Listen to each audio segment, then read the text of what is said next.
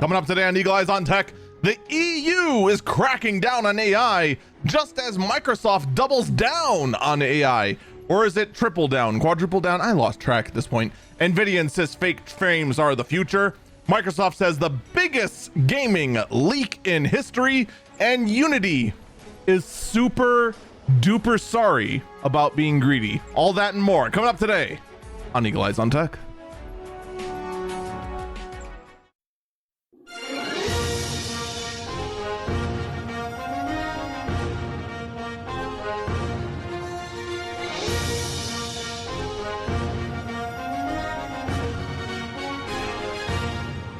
Good morning, good afternoon, good evening, notice stream. This is Eagle Eyes on Tech guy, Amigo Falcon. We have a lot to talk about. Microsoft had a huge leak. We have Unity going ahead and trying to walk back everything they just did. It's interesting enough. Somehow,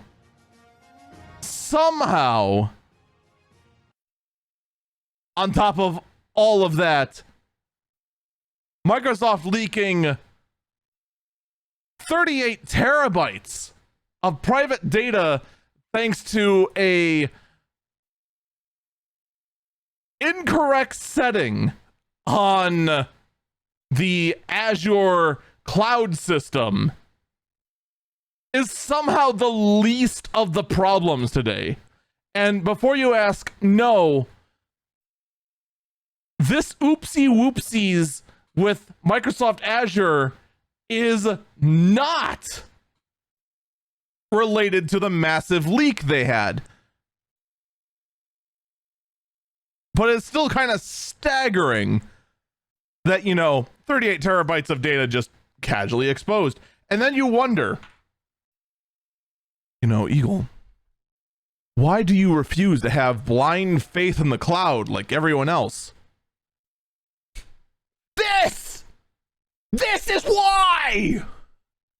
You want to know why I insist on building on my own storage infrastructure? You want to know why I go ahead and take that extra step to go ahead and just say, maybe I'd like my own storage server? You want to know why I keep preaching for the average person to go ahead and have external hard drives, or if they are tech savvy enough to go ahead and build their own NAS? This kind of nonsense is why.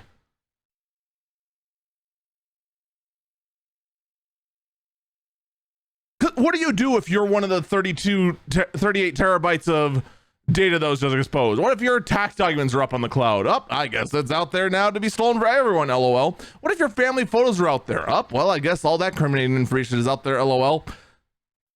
You just can't. Chat says I'm not preaching, I'm screeching. If that's what it takes to get this message forward, then yes!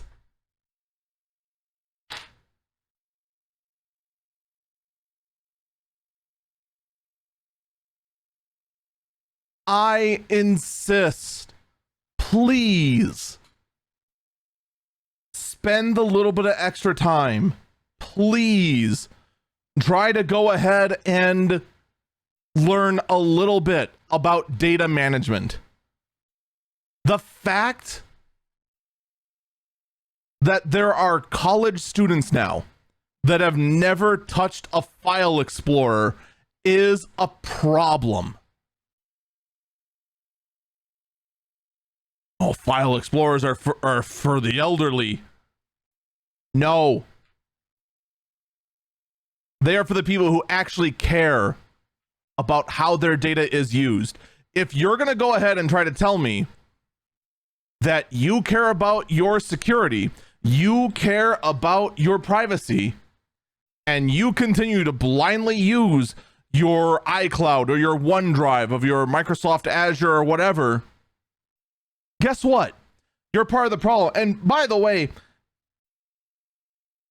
did you know that by default, Windows 11 just automatically syncs everything with their own cloud?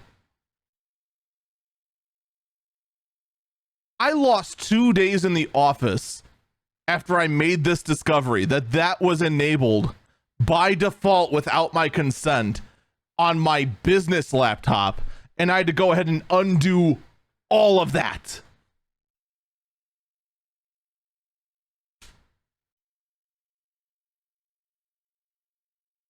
Because no, I have more faith in my local backup system with a RAID 1 redundancy and then a backup redundancy to my redundancy at home than I do making sure that OneDrive doesn't leak, just like Microsoft Azure. Or then again, knowing Microsoft, Azure also is part of OneDrive.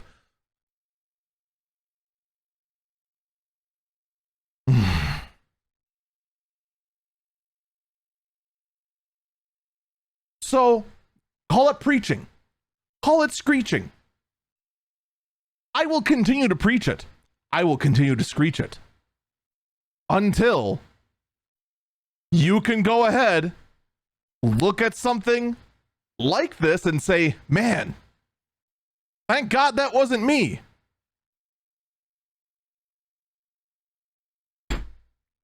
Use external storage. Oh, you're a crazy paranoid person. Yeah, and I'm a crazy paranoid person that didn't just have part of their 38 terabytes of stuff just leaked out there.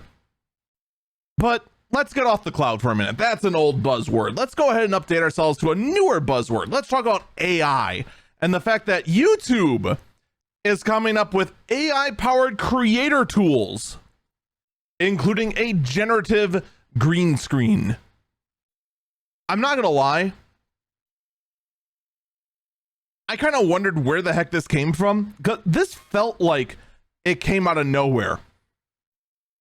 But here's the thing, all right? All these sort of features like AI-powered facial transformations, AI-powered green screen effects, all that sort of jazz.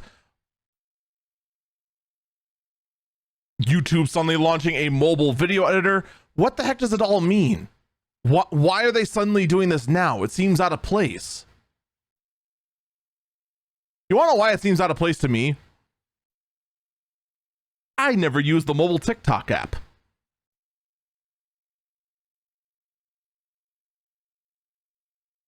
Because all of this has been in the TikTok app since its inception.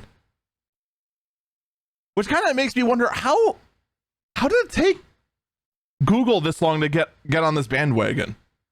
You know? Like for my own shorts, I'm still going to go ahead and still edit them on, you know, my workstation infrastructure here. Which, by the way, keeps throwing an error and it's ticking me off. It is driving me nuts and I want to figure it out. It keeps throwing errors about its freaking cache. And then loads anyway. It's driving me knucking futs. Anyway. It'll go ahead and do all of this based on text-based prompts, and will then go ahead and transform your videos accordingly, as well as automatically dubbing into other languages, and has a soundtrack search. This is interesting. It's interesting. I don't know how useful it is yet. I also don't know how good it is yet. AI is still kind of one of those things that when it works, it is mind-blowingly interesting. But when it doesn't, oh boy, it is hilarious when AI doesn't work. It in fact might be the funniest thing currently when AI just absolutely fails.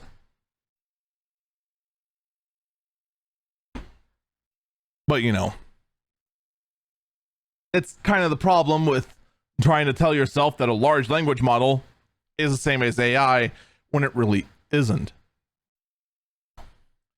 But speaking of doubling down on AI, Intel is also doubling down on AI, saying that in the very near future, all of their CPUs will have AI cores on them. effectively hosing Nvidia by making it so any computer can go ahead and do on the fly AI do on the fly AI work, and not just those with a $7,000 GPU. Granted, the $7,000 GPU is still going to be able to head and do more of it, but it is a blow in the fortress Nvidia is trying to generate for itself.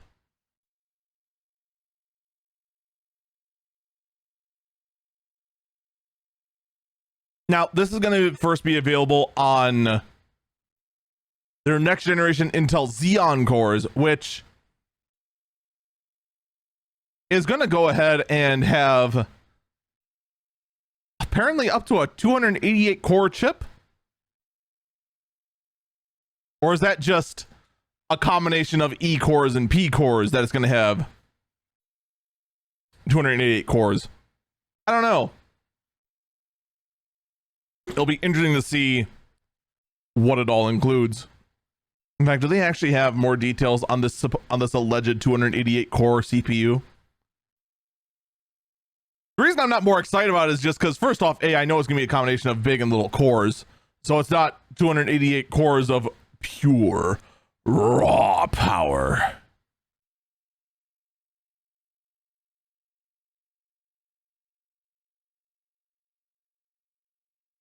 Yeah, they're not giving us any details on it yet. We'll see what that I'm willing to bet it is going to be like a combination of like 32 or what are they up to right now? I think 28 cores right now, I think, is their biggest Xeon. So let's say they double that to 56. I don't know. We'll have to see. We'll have to see. Intel is definitely in a spot where they 100% need to step up their game. They have to. AMD is just absolutely destroying Intel in the data space, in the data center space. There we go. I can speak words, I swear. The thing is that the only reason Intel's still around is because they're Intel. They're a very well-known brand. With that also said, Nvidia is doubling, tripling, and quadrupling down on DLSS, saying that native resolution gaming is out and DLSS is here to stay. This might go down as one of the dumb things that Nvidia says. So let me explain this to you in a way that anyone can understand. What DLSS is that the GPU uses AI to take a sample of a frame and then generate the next frame based on that, and thus cutting the work that the actual GPU has to do in half. It also uses this to try and upscale an image from a lower resolution to a higher resolution. And granted, their DLSS technology that actually upscales the resolution is really good. But to say that native resolution is dead or native resolution gaming is out is mind-blowingly stupid. That's like saying vinyl records are out. Vinyl records are still around, and there are in fact still purists out there that still prefer that kind of physical media over just straight MP3s or just streaming the audio. There will always be those enthusiasts. To just say that native resolution gaming is out is mind-blowingly stupid. Especially since, I hate to break it to Nvidia, that whole thing with Starfield about how the devs just simply didn't make the game work for DLSS, but then eventually did. What happens when one doesn't? What happens if a developer just doesn't have the resources to go ahead and use that? What happens when a developer just decides no? Well, look at Nvidia's track record. They have an amazing track record of all these technologies saying, oh yes, they have an amazing record of making all kinds of technologies stick, like SLI, like PhysX.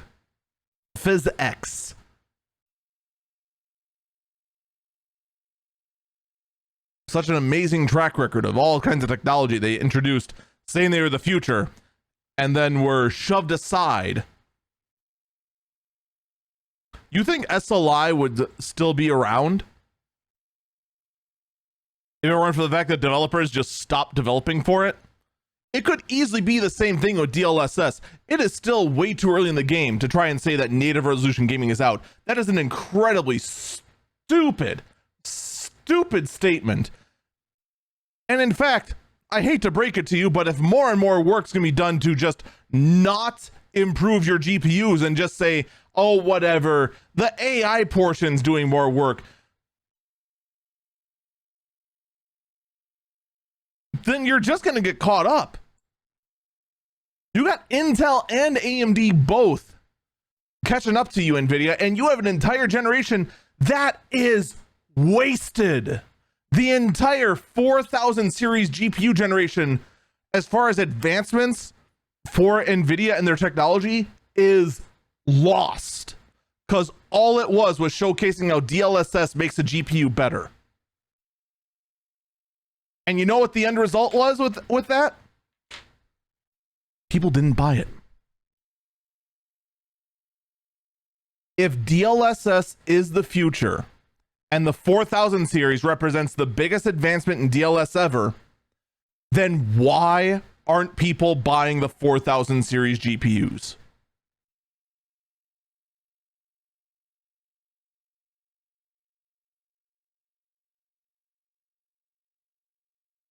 There's something to think about. I'm just saying. I know a few others are just going like, oh, Nvidia's right. This is freaking DLSS is here to stay. It's the future. It has a place. It has a place. But here's the thing. When your real performance per dollar matches the previous generation, guess what? People are going to buy the previous generation. That's all there is to it.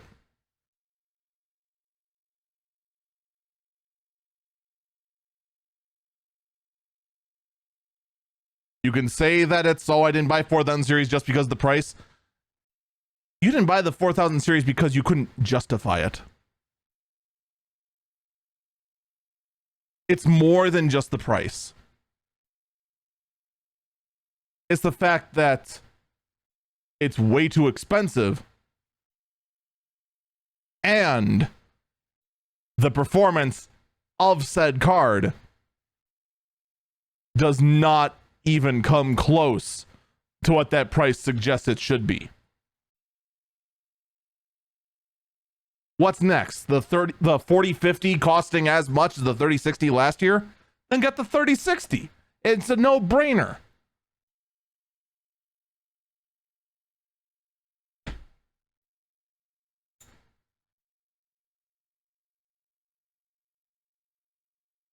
Nvidia wants to try and make this conversation all about their software and their tricks to go ahead and support a failed GPU architecture.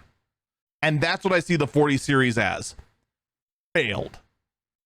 Because it brought no advancements other than its software.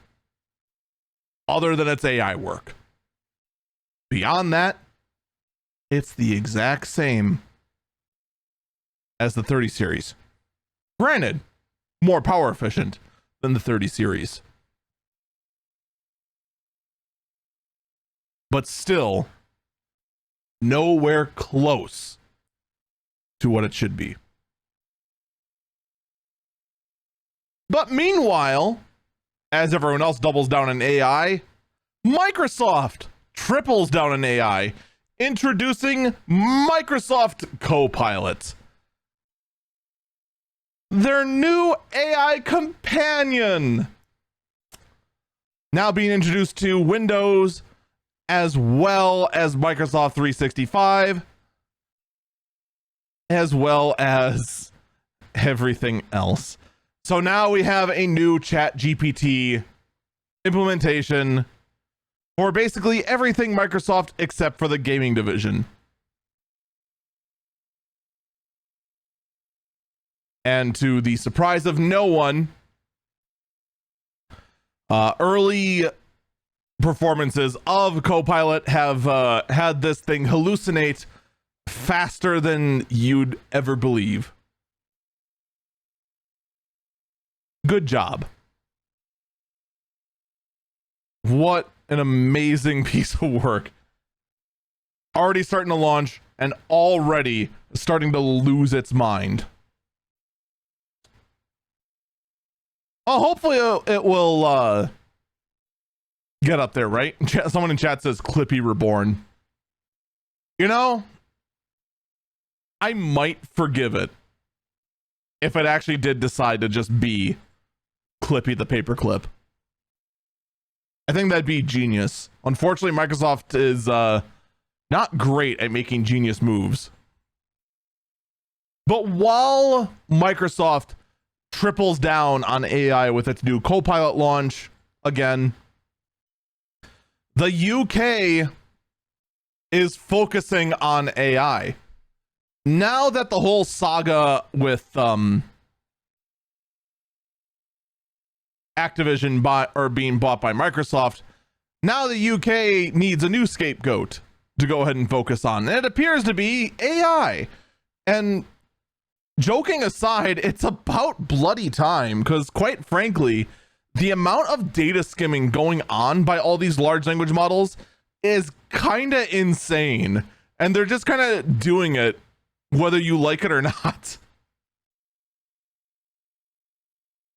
So the focus of this legislation that's now in the works is going to be trying to seek out transparency and accountability for all these various startups and whatnot trying to do AI work. And they are going to be reaching out to unbiased sources like Google, Meta, OpenAI, and Microsoft. So Google, Meta, and Microsoft, but they're going to talk to Microsoft twice. Since basically at this point, OpenAI, as much as they want to act like a neutral party, they basically are owned by Microsoft at this point. There's not many other ways to look at it. So it's going to be interesting to see how this goes down. I have a pretty good hunch that although this sounds like it could be good, that the first draft of this is going to be abysmal and set the entire industry back way more than it should. I mean, how much you willing to bet that that's what's going to happen?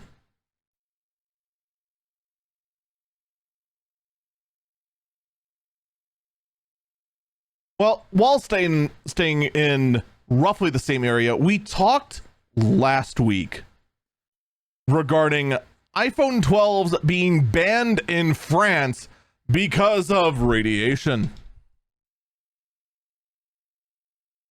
Even though that kind of radiation has been pretty much proven time and time again that it is not dangerous to people at all.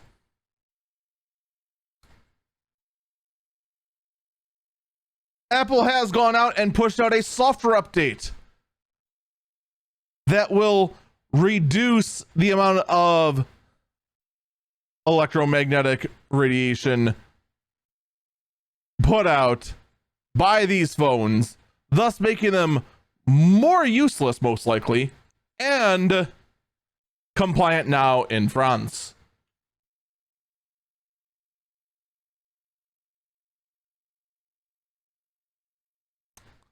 It's okay, it's just the iPhone 12.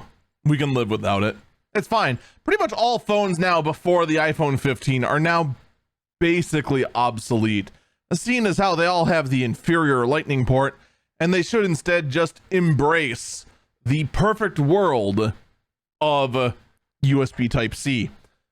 So, quite frankly, their performance being reduced a little bit, it's not going to really change a whole lot down the road. I think we're going to take our first break here because coming up after this, we're going to be talking about some product announcements that actually came out from Amazon and Microsoft both. And also some signs that, in fact, the Echo devices are getting a bit of an update.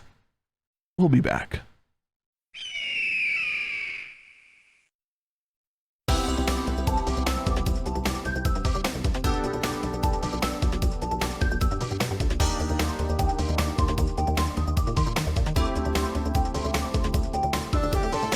Welcome back, Eagle Eyes on Tech. I'm Eagle Falcon. Amazon had their usual Amazon Devices and Services event, in which they announced a number of things. Probably the most interesting of which is the fact that despite the fact that the Echo team had some huge layoffs, they are in fact going to continue to make advancements for the Amazon Echo systems, which is great news because, man, I don't know about any of you who have your own idiot puck at home, but man, mine has been increasingly dumber with seemingly every month. Like, holy cow. So to hear that it actually is getting updates, that is good. That is very good. Now, as far as the actual hardware, we're going to get some new streaming devices, including a Fire TV soundbar. That's going to be $120, and it pairs with your Amazon Fire TVs and Fire Sticks. It sounds like it's just a soundbar that pairs with existing set-top boxes, not a set-top box that is also a soundbar, unlike the Roku soundbar, which I actually have in my own living room. Woohoo! In addition, Fire TV is going to be getting its own search mode aimed at helping with discovery and also let you just continue watching. Oh, I'm sorry. And there will be a new continue watching row added to the interface. I can read, I swear. There's me a new Eero router. I forgot that Amazon owns Eero. The Eero Max 7 is a $600. I'm sorry, I just had a small stroke there. A $600 Wi-Fi 7 mesh router, delivering speeds of up to 4.3 gigabits per second and wired speeds up to 9.4 gigabits per second. I have to know if that's $600 includes just one node. If it's $600 per node, holy cow. That would be actually insane.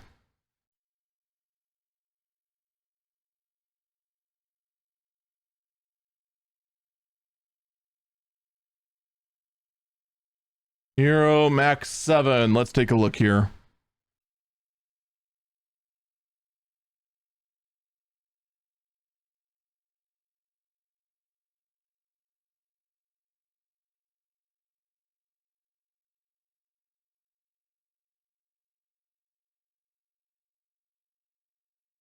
That is in fact for one node. On the back, there are 2.5 gigabits per second and 10 gig. But this is actually more like just one. This is a tri-band. How is this a mesh router? This does not seem like a mesh router. Like a mesh router, the whole point of it was that you'd have smaller nodes spread throughout the house. This is a massive super node. What the heck? I'm so confused. Is there going to be lesser Euro 7s that aren't this crazy overpowered?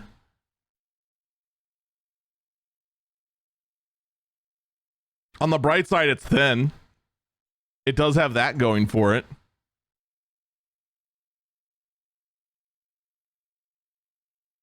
What the heck? Am I the only one that thinks this is insane?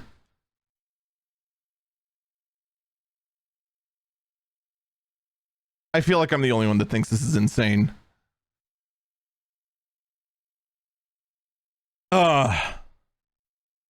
It goes from the Euro Pro 6E at 180, and then the next step up is just the Max 7 at 600. What the heck? And that's for a single that's for a single node. Wow.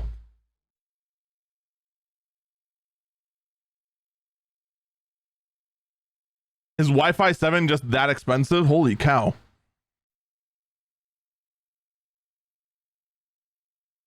Blink is going to have 4 cameras pair with a Blink outdoor. I'm sorry. Blinked outdoor 4 cameras pairs with Blink outdoor 4 camera with floodlight in a package for $160. We have some new cameras there.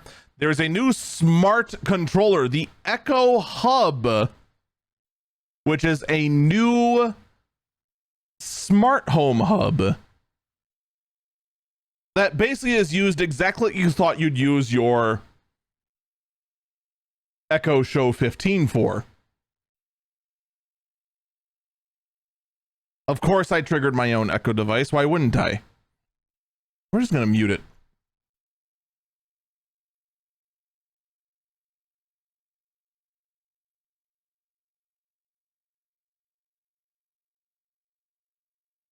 So the Echo Hub is $180. It is an 8-inch screen, and this one has software on it so that you can just control all various aspects of your smart home directly from the panel. In the same sort of way you thought you'd be able to use your Echo Shows for, but apparently will not once this is out.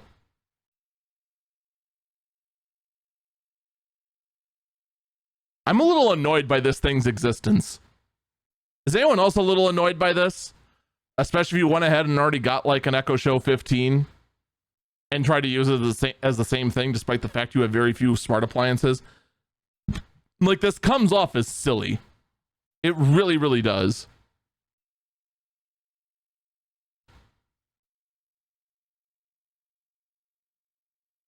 But I guess that's to ensure that if you wanted to go ahead and use an Echo Show, that in fact your Echo Show will just sit there weirdly. In addition, we have new Echo frames. These are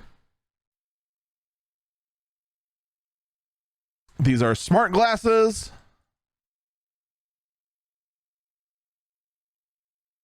that actually look like glasses this time. That'll have the Echo system built into it, as well as actually looking wearable.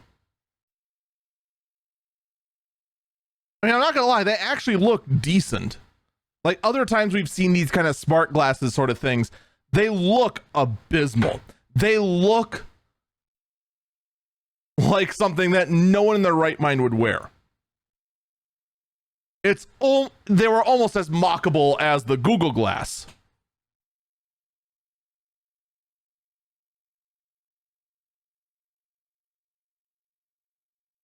Someone in chat says side view needed. Let's actually take a look here. The frame is the arms of the glass are noticeably thicker. So like if you know where to look, you could spot this.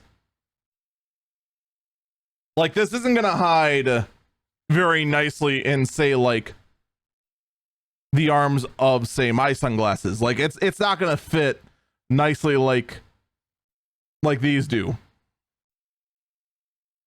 Like they are noticeably thicker. like 2 to 4 times the like volume. But I gotta give him credit. It does look more discreet than pretty much any other smart glass that we've seen so far. The other thing is also, I do not see cameras as an option on here, which does solve a lot of concerns that a lot of people had.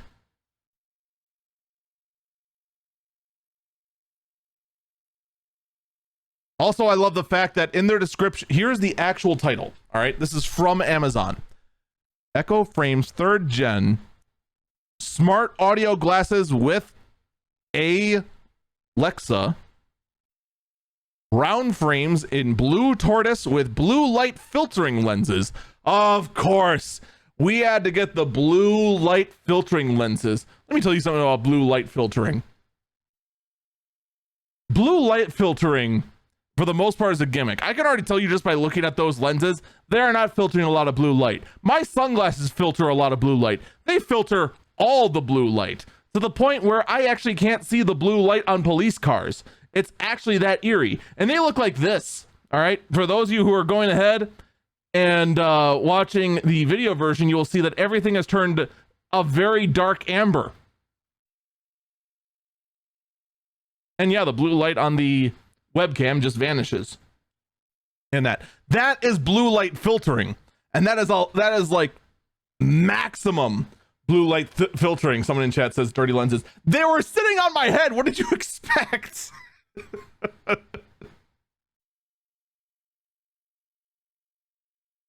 Frickin' chat. Oh, dirty lenses.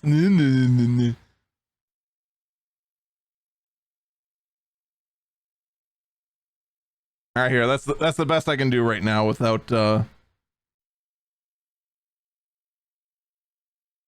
still looks bad.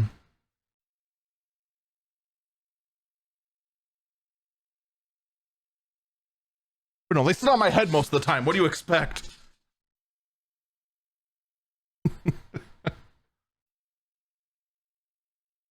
So that's, for the most part, what's been announced. The software side, though, seems to imply that the Echo is going to get something more akin to a large language model update than they want to admit. They're saying that's going to be able to understand speech better. It's going to be able to take previous things into account. Like the kind of language that Amazon is talking. Let's actually see if I can bring up the actual post they had.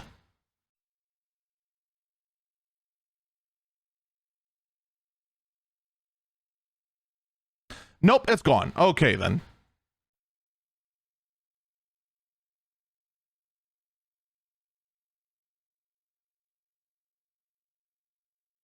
God dang it. Couple days later, already, Amazon doesn't want to talk about the updates that are coming to the Echo. Feels bad, man. But they're talking about updates that are more like you'd expect from a ChatGPT, like a large language model. They didn't name any specifically. I'm not saying that the Echo is going to get ChatGPT compatibility, but what they're describing sounds a lot like that. So we'll have to wait and see how that goes. There was also a new Echo Show 8 that was announced. We can see that here, and it, for the most part, just looks like a new body design where it has its own stand. It won't show us. Come on, show us the back. Show us the back, you cowards.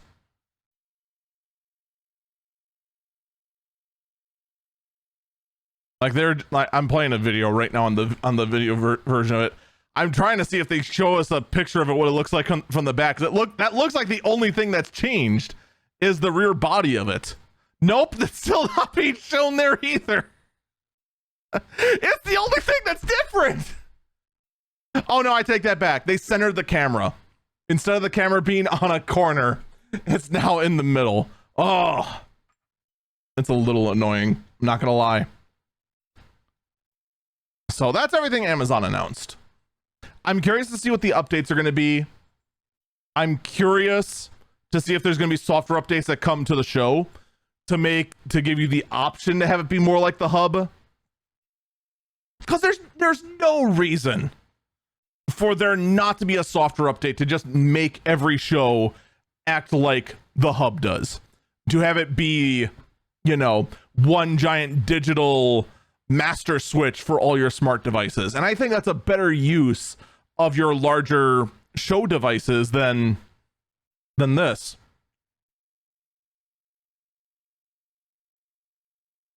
I just took a sip of tea, and as I let go of the spill seal, it splashed a little bit right into my eye. That was really, really annoying. Almost as annoying as everything Microsoft announced. We have new updates for the Surface line. Despite the fact that the lead of Microsoft product development was let go. But we have new Surface Laptop Go 3s. These are basically MacBook Airs. That's all they are. They're Windows MacBook Airs. They have a 12th gen Core i5 1235U, Iris Z processors, or GPUs, 8 or 16 gigs of DDR5 RAM, a removable 256 gig SSD, a 12.4 inch display, and what is the resolution? The resolution is 1536 by 1024 for some reason, which gives us a 3:2 aspect ratio. I'm actually curious how people feel about the 3:2 aspect ratio, because that's not one you hear about very often.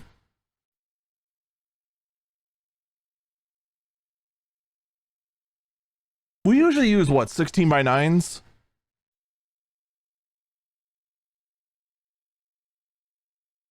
What's the closest a 3:2 would be to a 16:9? I can't math right now. But for the most part, the only thing that's really new here is the fact that the body is now all aluminum. Is that a tablet? I thought a tablet was more 4:3.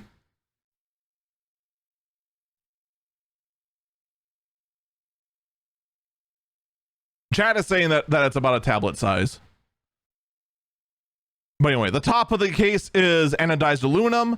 The base is aluminum and a polycarbonate composite resin system with glass fiber and 30% post-consumer recycled content.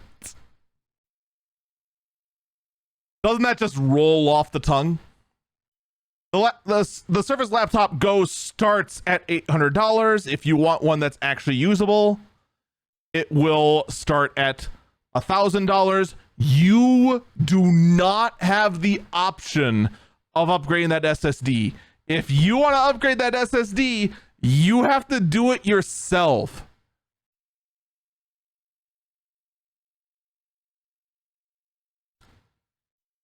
Wow. That is actually, you never see that. Everyone gives you the option to upgrade the SSD. It might be a bad option to upgrade the SSD, but everyone gives you the option to upgrade that SSD. But if you want to upgrade that SSD, you have to do it yourself. As for that actual CPU, let's go ahead and actually look up the actual specs of the CPU.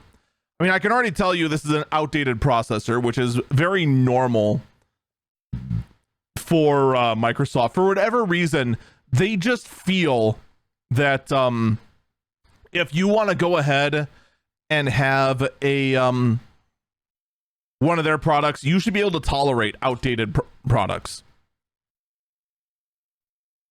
Because we're already on 13th gen. So 12th gen, this is already old. We're rocking 2 performance cores, 8 efficiency cores. Max turbo on the performance core is 4.4 gigahertz. Efficiency cores max out at 3.3. This is a 15 watt processor that can go up to 55 watts. So this sucker can really suck a lot of power. I mean, it's an okay laptop. I don't know if I'd recommend it for the average person, but it's there. It is in fact there. But now if you wanted there's also another upgrade. There is now the Surface Laptop Studio 2. This laptop is more like how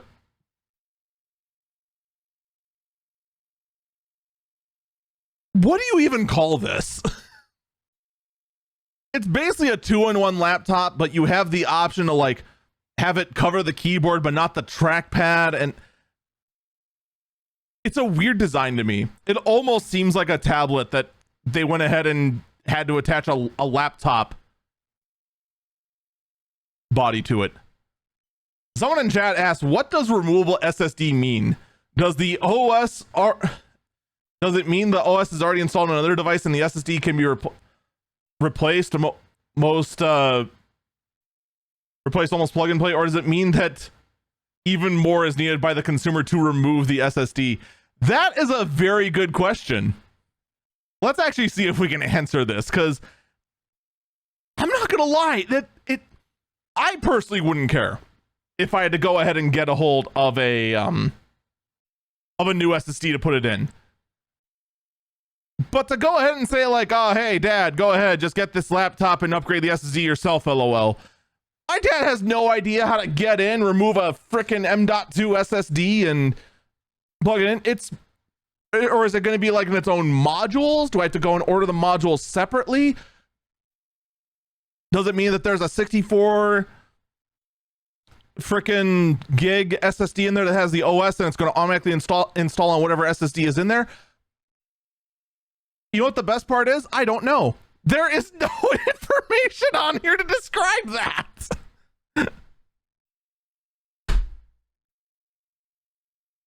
Is it under full specs for no adequately explored reason?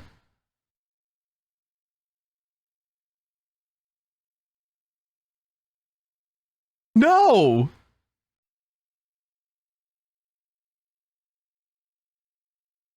What?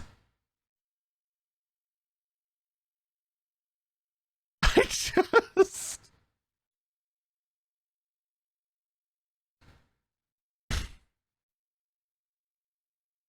I'd be very curious about that, because that is incredible.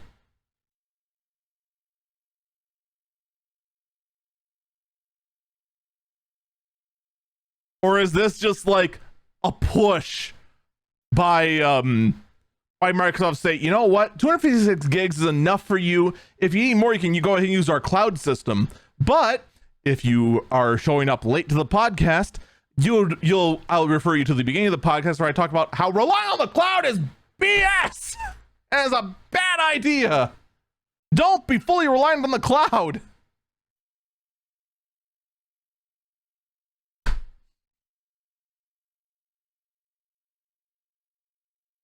You know, unless you want to be part of the 38 terabytes that was leaked out, you know. I mean, it's your call.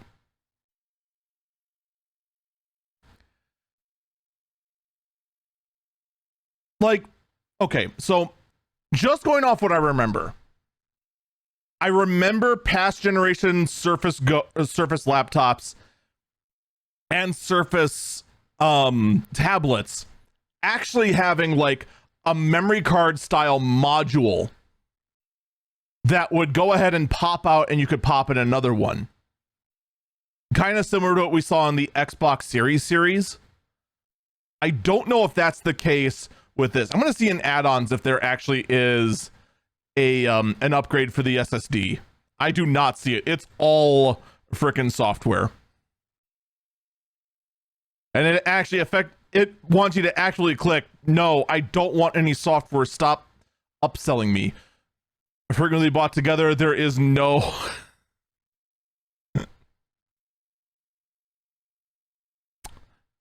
There is nothing in accessories that includes... What the heck? Man, you better be okay with 256 gigs, and you better have someone in the family who's tech savvy enough to know how to replace this SSD. Because, man, if you don't have anyone that's tech savvy enough to replace this SSD, you are just hosed, apparently. I'm gonna look in Surface repair. Let's see if there actually is like an SSD module that's available. This is actually now just kind of interesting. Oh, wait. Oh, it's Surface Studio Plus. That's not helpful. All right. Here we go. Surface laptop repair parts. Let's go ahead and see if in this list there is nothing listed for storage at all.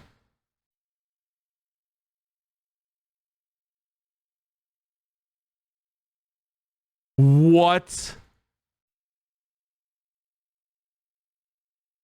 What are you supposed to do?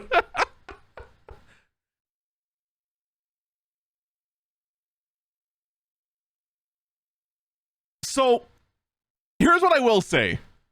In the section for Surface all-in-one repair parts, there is an item for a replacement 1 terabyte SSD for the Surface Studio 2 Plus. And that looks like a very standard M.2 drive.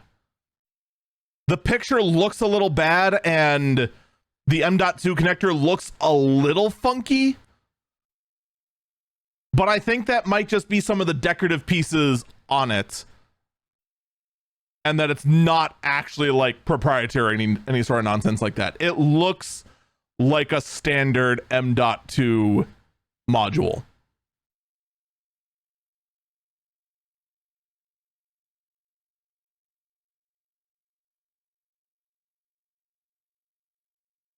Granted, there is nothing in overview or tech specs that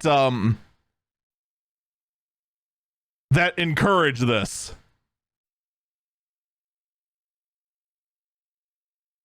And now I haven't had to go through just for this This is one rabbit hole I did not expect to go down. Just for some frickin' parts to just try and find if this bloody thing is actually M.2 compatible or not. Holy cow.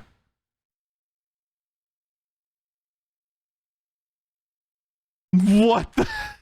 It should not be this hard to find out how to upgrade a freaking storage drive. What the heck's going on?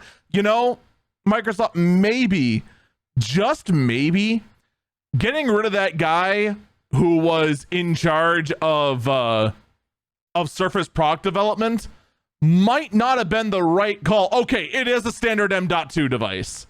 We see the socket here in the manual. It is an M.2 device for not the device we're talking about.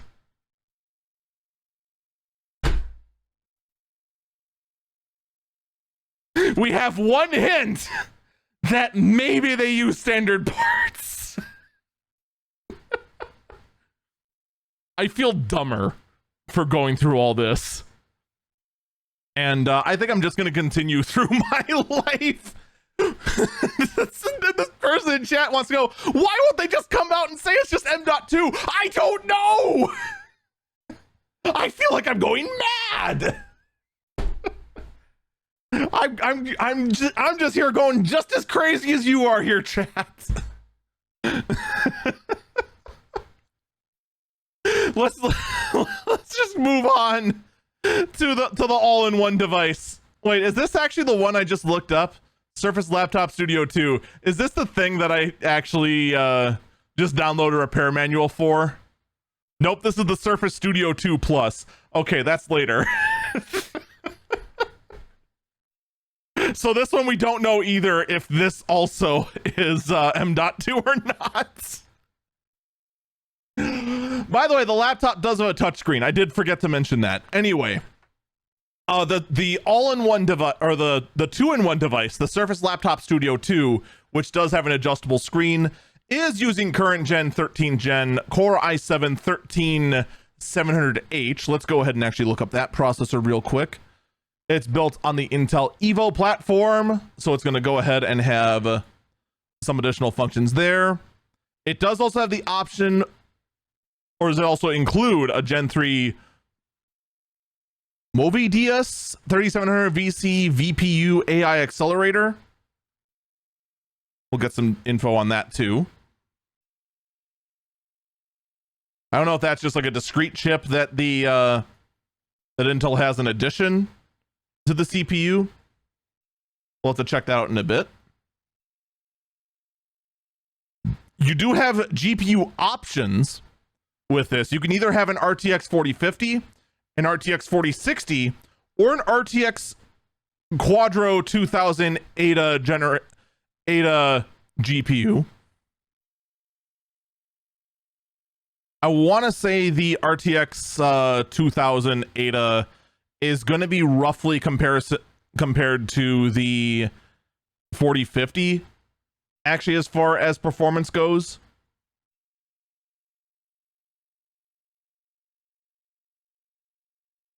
So if you want raw performance, you're actually better off with the 4060, but if you need like actual work done in verification, you want the not a Quadro GPU.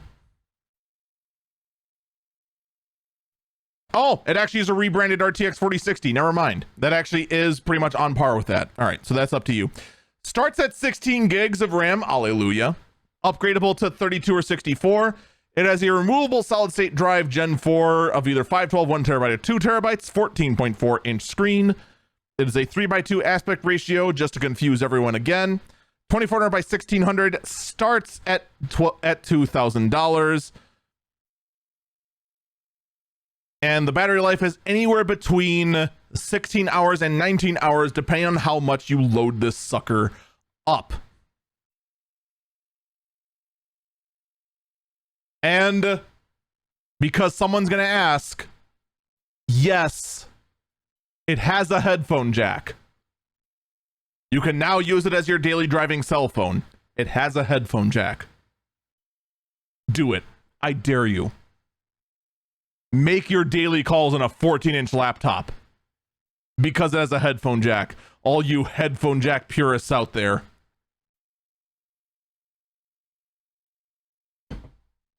I want to see that now. I want to see the clown holding up a 14-inch laptop to their head. All right, let's actually start doing some speccing out of this, okay?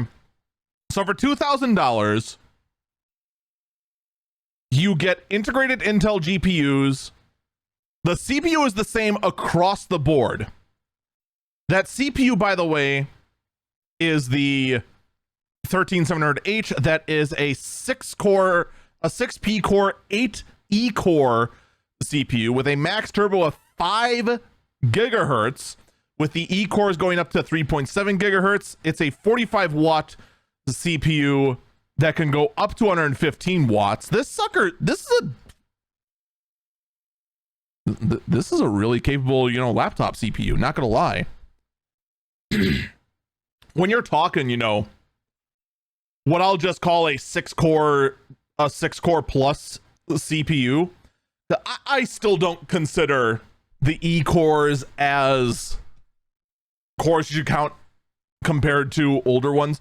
So normally before, you would only have high performance cores. All right. So for example, my desktop here is a 24 core desktop. It has 24 cores in it. All of them are high performance cores. This laptop has 14 cores, but 8 of them are low powered efficiency cores that are there solely to sip power when there's nothing going on. Whereas my desktop is going to chug power like a monster no matter what.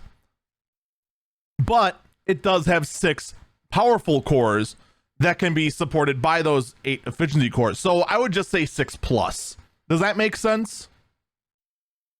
If you want to compare it to how you used to compare everything. So worst case scenario, you're talking we'll say 4.7 gigahertz processors. All right. That's really good. Like, that's a lot of CPU performance in there. That is not bad at all for like light to moderate use. And then on top of that, you have that built-in AI chip as well. That is rocking a whole lot of specs I don't know how to make heads or tails of. But it's there. The only spec it includes that makes any sense to me is 12 nanometer build process, which, holy cow, we're really that far behind now, and 700 megahertz. The actual Intel CPU is running on the Intel 7 lithography, which I can't remember how many nanometers that is. Is that actually 7 nanometers or is that 5 nanometers? I can't remember because Intel went ahead and like mucked everything up. But at the same time, the way they're doing things, the nanometers don't matter as much. It's weird. It's weird, and I feel unqualified to talk about it. Does that make sense?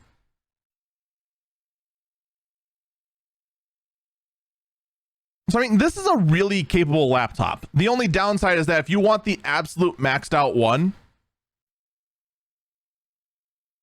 it's $3,700. And I'm not gonna lie, for $3,700, you get a lot less performance than you could from elsewhere. Like, let's compare that to, say, let's go to Dell's website and compare that. Let's go to Precision Lineup, since we're talking about frickin' mobile workstation power here.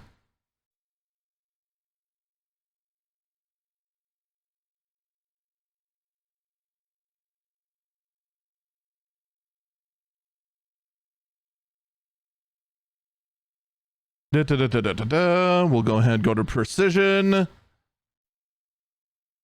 Let's not even go all the way up to like the 7780 full workstation. Let's go to the let's go for 15-inch, just to be fair.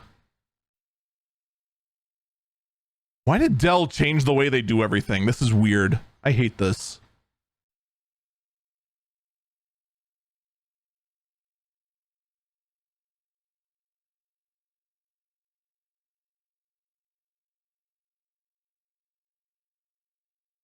And apparently only the 3000 series is available. They haven't updated their 5000 series yet. Let's just go ahead and say I can't tweak anything. What the heck happened to Dell's ability to build? This was the one thing they were good at.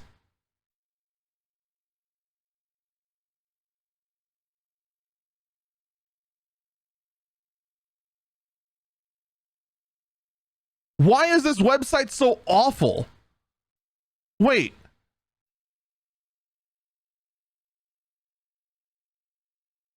Why didn't the fit? Wait, did their Precision 5000 series become a 16-inch screen? Is that why it didn't show? Yep, it became a 16-inch screen. Oh my lord. Right.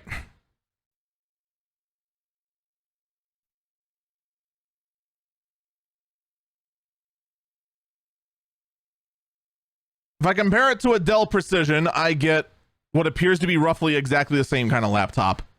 Actually, for the money. Except I get a slightly better CPU. Because I got a Core i9-13900H, which is probably, according to the specs here, roughly the exact same as the i7, except 400 megahertz faster. With the same RTX 2000 ATA GPU, 32 gigs of RAM, which the other one had a 1 terabyte M.2 SSD. But here's the thing, I know how to upgrade the Dell one. That's going to be standard. I don't know what the heck's going on this one, but I think I lose the touch screen. So I don't know what the point of this exercise was, other than to realize that Dell really likes to piss me off. All right, let's instead go over to one of the other announcements. Microsoft also announced the Surface Go 4 for business. So altogether, that is the Surface Go 4 for business. Figure out how to say that quickly. Good luck. With the specs, with the usefulness being productive, durable, and flexible, this is basically your standard kind of Surface tablet that you've pretty much like with a keyboard hookup. I love these little things. I really do. And I really wish these would be down in price. I'm kind of weird. It's kind of weird to me that the new Surface Go 4 is being marketed for business only, which makes me kind of worry on what the price is about to be. This is using an Intel N200 processor, which I need to look up what that is, and it's a quad-core 6-watt mobile processor.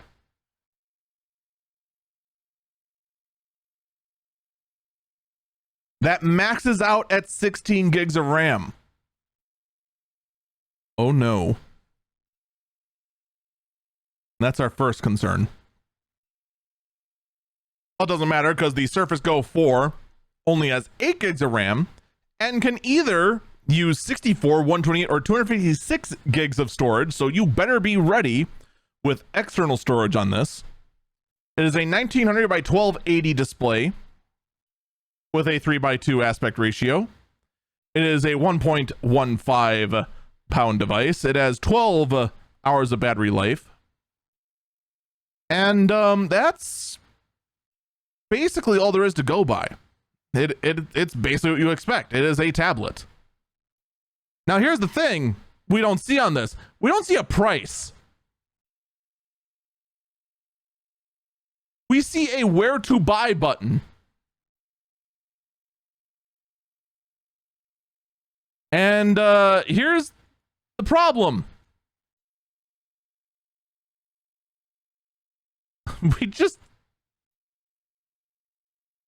I searched, all right?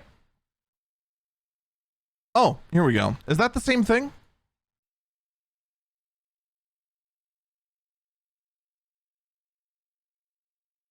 I'm now not even sure if I'm even on the same thing. I was on the Surface Go 4, right? Was that what it was? This thing starts... I'm so confused. I'm so lost.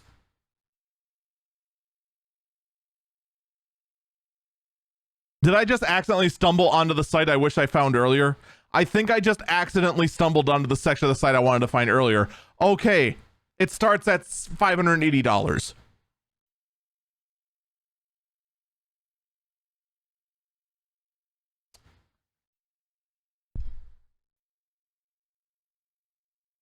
$580 for 8 gigs of RAM.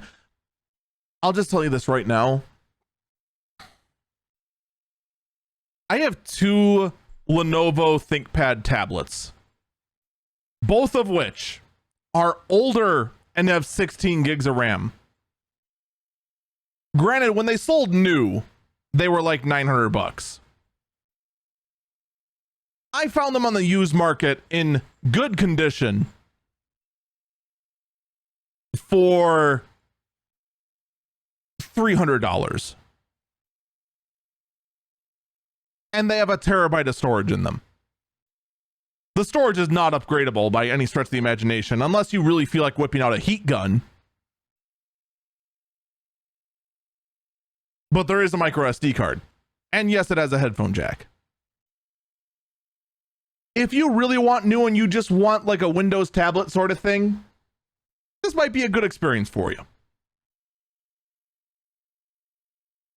I would strongly recommend against it.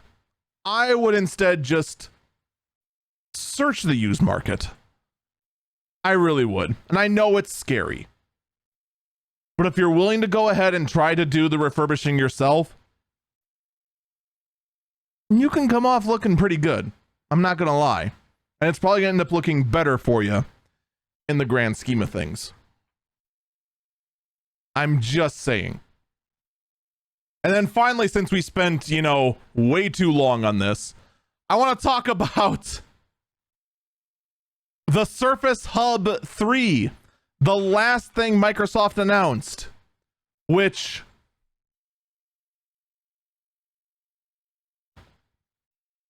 I'm not going to lie, I don't know who this is for. It is basically a TV,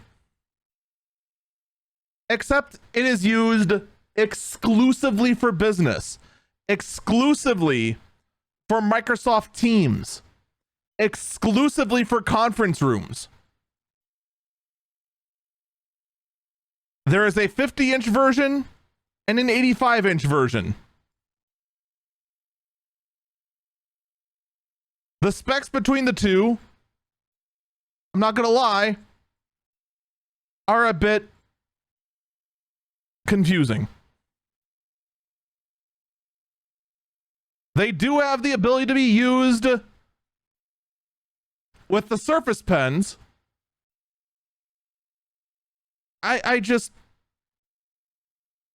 It basically boils down to, it's a very expensive whiteboard for conference rooms using really, really, really old tech. Although I think one of the things they updated was, in fact, the, quote, modular compute cartridge, so that, in fact, you don't have to re-buy this thing, but I just don't know what to tell you. I really don't know who the heck this is actually going to go ahead and use this sort of thing.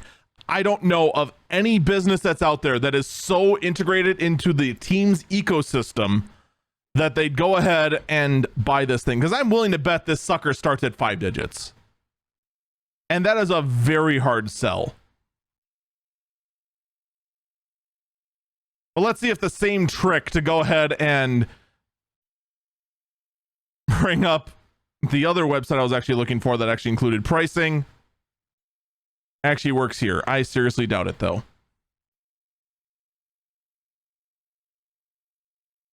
Oh my God, there is a whole ecosystem for this thing. There is a fingerprint reader for this thing. There is a dedicated $170 pen for this. There is an $800 camera for this thing.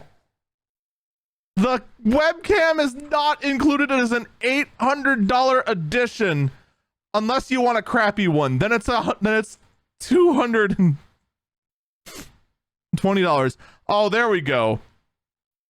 The Hub 2S starts at $2,200, which I guarantee you means, it starts at the 50-inch version starts at $9,500, and the 85-inch version starts at $25,000.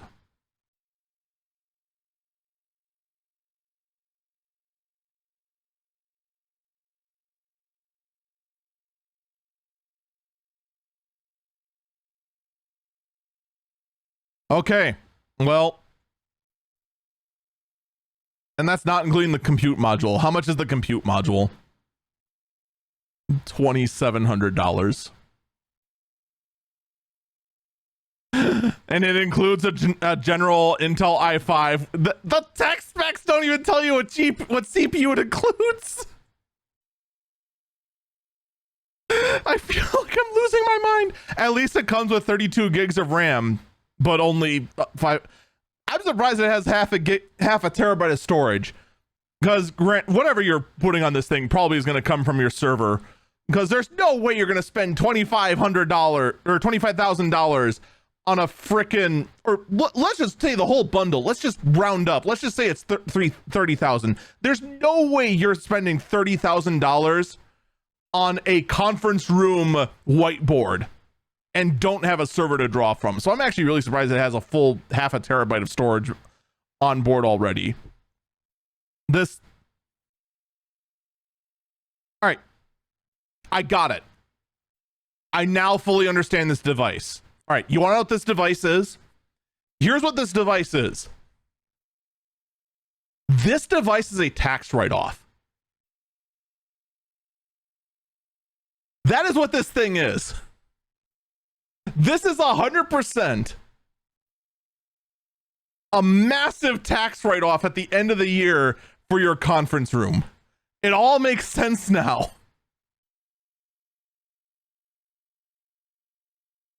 I figured it all out. Suddenly, everything makes sense. All right, I need to regain my sanity. We've been going on for this segment for 50 minutes, and we haven't even gotten to the update on Unity yet.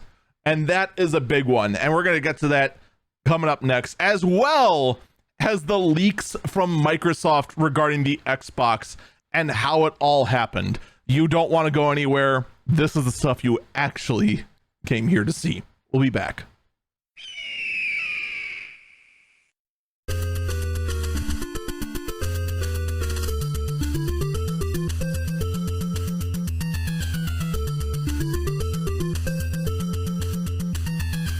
Welcome back, Eagle Eyes on Tech.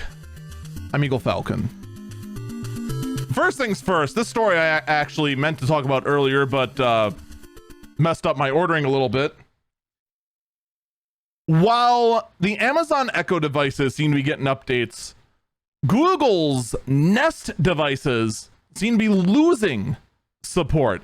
In fact, the Nest Hub Max will be ending its Google Meet and Zoom support in September, which in fact may be one of the reasons why a lot of people even got one of these devices, because there was a huge rush on these suckers to go ahead and actually do teleconferencing for, because of course during the years 2020, 2021, 2022, 2023, 2024, 2025, 2026, and up to the year 25, assuming man is still alive, we were not allowed to go outside. What do you mean it was only 1 year? I don't believe you. Anyway. So the fact that all of a sudden now Meet and Zoom support is going away is kind of surprising, but in typical Google fashion, the Google Duo will remain. Google Duo is another teleconferencing service that Google offers, which isn't confusing at all, because who the heck hears Google Duo and thinks, yep, that's a Zoom knockoff? Welcome to the world of Google. It makes no sense. It's a giant ride, and we're just we're just here for the fun of it. I don't get it either. Does anyone else understand the Google ecosystem? Here, raise your hand if you understand the Google ecosystem correctly. Stop lying. No, you don't. You don't understand squat. Just admit it. It'll be much healthier that way. All right, let's talk about the Xbox leak. And I think I said during the breaking news episode earlier this week when it first came out, and I realized just how big it actually was, that I originally said that it wasn't really a leak, it was just information that came out. No, this was a leak. This was 100% a leak, and it was 100% Microsoft's fault, because none of this information was supposed to get into the court documents. What ended up happening was Microsoft was submitting redacted information for the FTC v. Microsoft case in regards to buying Activision Blizzard. And with the redacted information, accidentally was attached a metric ton of unredacted information, including the release schedule of Bethesda, as well as the next mid refresh of the Xbox Series X. The biggest news to take away from it, however, is in fact that the updated Xbox Series X will in fact have no disk drive.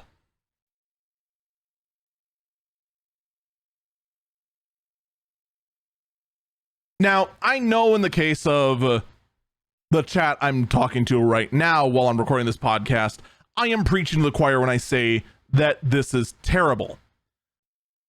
Just because I know a lot of my audience are retro gaming enthusiasts. And quite frankly, retro gaming would be very difficult if it weren't for the fact that there was no online store at the time of these consoles. The only way to play these consoles was, in fact, the physical hardware and the physical game data. Let's pretend for a minute my Super Nintendo on the shelf required an online store to use. It wouldn't be on my shelf anymore. It would be destroyed and recycled. Because there's nothing you can do. The only reason, say, the PS3 and the PS4 have a future is because of their disk drives. My PS5 as well, unless Sony does something really screwy, will also have a future because it has a disk drive. Any game I have, I can still play off the disc even after the PS5 store is gone.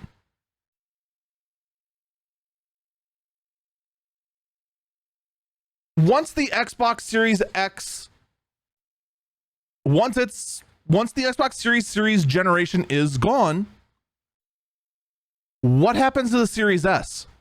What happens to the refresh of the Series X?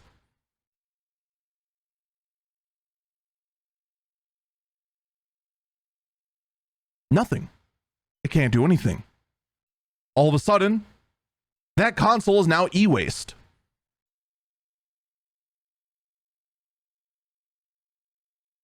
Your $500 investment in that console is now worthless. It is now probably a $25 hunk of e-waste that only someone who's willing to go ahead and go heavy into modding might be able to figure out a future for. But to the average person, it's worthless. With this refresh, it would mean the entire Xbox generation is nothing. The only reason, and I do stress the only reason we tolerate no discs in the PC space is because PC backwards compatibility is simply the best around. I can go ahead and with my modern PC play an MS-DOS game if I get a hold of the software for it. There's ways to go ahead and play just about any game there is out there. It's difficult, but it can be done. We also, on the PC space, have an open marketplace. You can go ahead, download your game from Steam. You can download your game from whatever the heck the Epic Game Store is called. I think it actually is just called the Epic Game Store, isn't it? You can go ahead and download your game from Good Old Games. You can go ahead and just make your own hard copy. You have that freedom in the PC space, and that's the only reason why we tolerate it. Heck, somewhere in my moving boxes, I have 3.5-inch floppy disks for Alone in the Dark. If I find a USB floppy disk reader, I could go ahead, grab the data off it, and play Alone in the Dark. It would take some working, but it is possible. The problem with the Xbox, on the other hand, and every other game console for that fact, is that it's a closed environment. Actually, I can't say every game console anymore, because the Steam Deck is now a game console, and that is a far more accessible environment.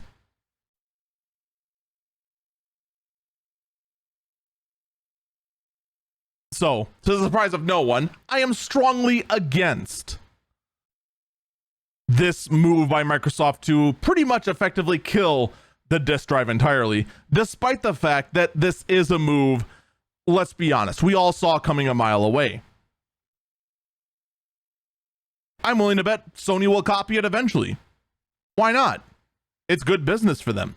It's bad business for every used game dealer out there. It's bad business for GameStop. It's bad news for Mega Media Exchange. It's bad news for every mom and pop operation out there. It's bad news for all of them. But it is what it is. There was also leaked information about a new Xbox controller that is borrowing ideas from basically everyone, including Stadia. The new Xbox hybrid controller for 2028, assuming that it doesn't get any sort of update then, will also feature cloud gaming features such as going directly from the controller to the cloud and not using any middleman for lessened input lag. We'll see if Microsoft can go ahead and make the cloud gaming thing work. I have very little faith it's going to. There's a lot of information that Microsoft does in fact have more cloud gaming stuff in the works as well. There was also information regarding how Microsoft reacted to the PS5 reveal, which, I'll be honest, in this generation, I feel the PS5 is the far better console than the Xbox Series. That's just me. I say that both from the point of view of the Xbox Series being very confusing, just because the Series S is roughly a third the power of the X, but any game that's released for the X has to be runnable on the S, which kind of puts every developer that's not an indie developer in a really weird spot. It's just very weird. It really is.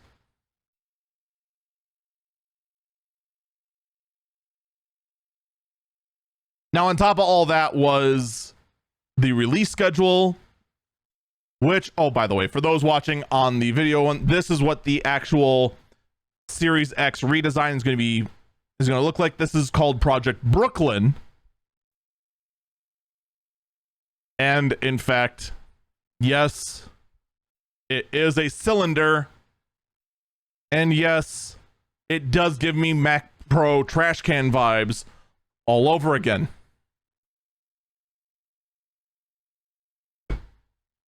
At least it's a game console and not meant to be a professional computer.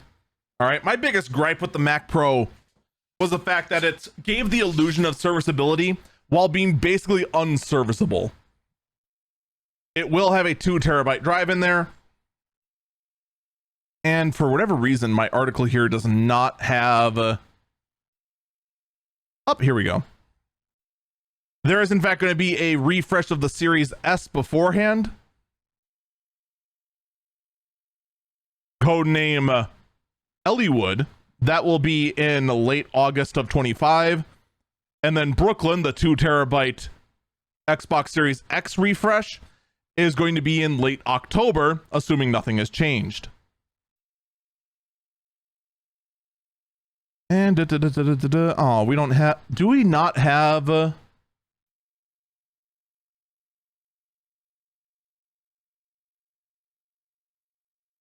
hey, here we go. All right, we actually now do have right here what we're expecting from ZeniMax in their releases. So this chart that actually came with the documents is a little confusing to me because it's listed in fiscal years. But according to this, fiscal year 21E is this current year because it includes the launch of Starfield, Redfall, Ghostwire Tokyo. The only thing we don't see on here is Project Hibiki. I'm not sure what that's actually going to be. That's the only thing on here that I don't recognize that's been launched. But next year, fiscal year 22E, we should be seeing an Indiana Jones game, an Oblivion remaster, and Starfield DLC already. Okay, so next year we got all that to look forward to. The Oblivion remaster is what everyone was caught off guard with. I mean, let's be perfectly honest. How many of you actually expected a legitimate Oblivion remaster already? Or just ever? There's also 3 mobile titles planned. No detail on what that is. For 2 years from now, we are expecting Doom Year Zero, a brand new Doom game with DLC. Project Kestrel, which we don't know what that is. And Project Platinum, we don't know what that is.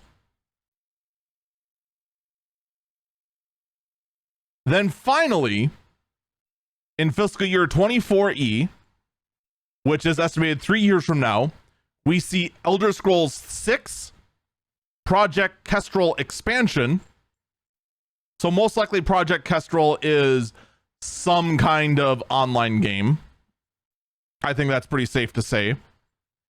Another licensed IP game, a Fallout 3 remaster, a Ghostwire Tokyo sequel, Dishonored 3, and Doom Year Zero DLC. So we pretty much have what Bethesda is planning for the next 3 years already out.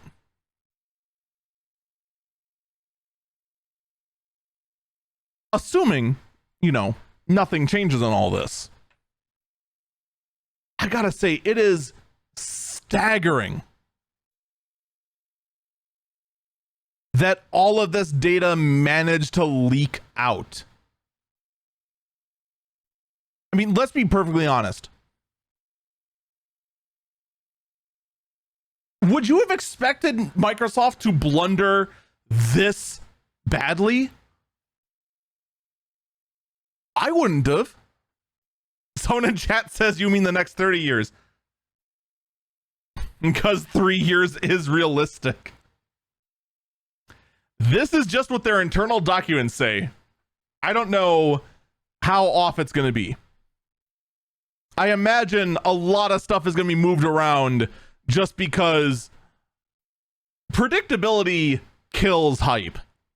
And in the gaming industry, you want hype. There's also documents in there about acquiring Nintendo. That was a thought they had, but then never followed through on. There's, of course, more talks about cloud computing and cloud gaming and what they're calling hybrid computing and how that could make older consoles retroactively more powerful.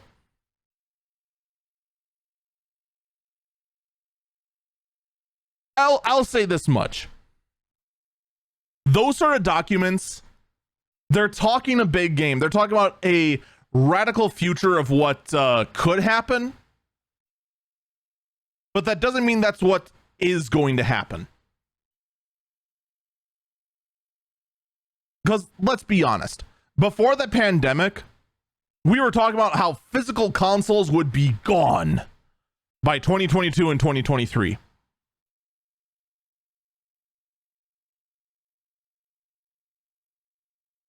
Well, physical consoles aren't gone. Stadia fell. Cloud computing is kind of a meme still. And less talk about using the cloud in general is really talked about. The most you hear about cloud nowadays is it could happen, and some crazy techno people like myself ponder having their own cloud gaming service in their living room. Not that I would do that.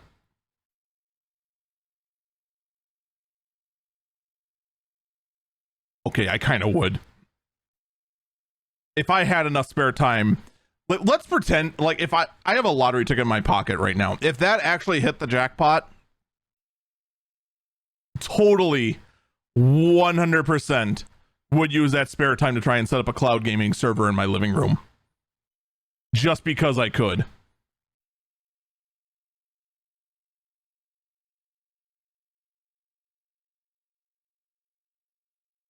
Someone in chat says they still believe physical media will disappear. It'll be digital media. It'll be digital media only. You will own nothing and will be happy. They're trying to make that real. There is still enough people out there that are fighting against it that will not be the reality yet. I still believe there is enough of a pushback that physical media will still continue to exist. Because even the PC gaming industry, right? We have Steam. Steam has effectively killed CDs. There are still ways to get that physical media. There are still ways to get it outside of a monopolistic store. And in fact, we thought that there wouldn't be cartridges on the Switch, on the PS5, or on the Xbox Series. It's still there. You can still do it. It's just getting harder. And there is still pushback to go ahead and have that physical accessibility, especially in the gaming space.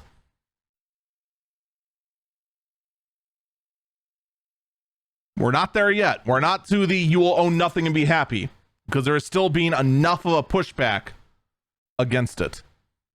Oops, I was on the wrong slide. All right.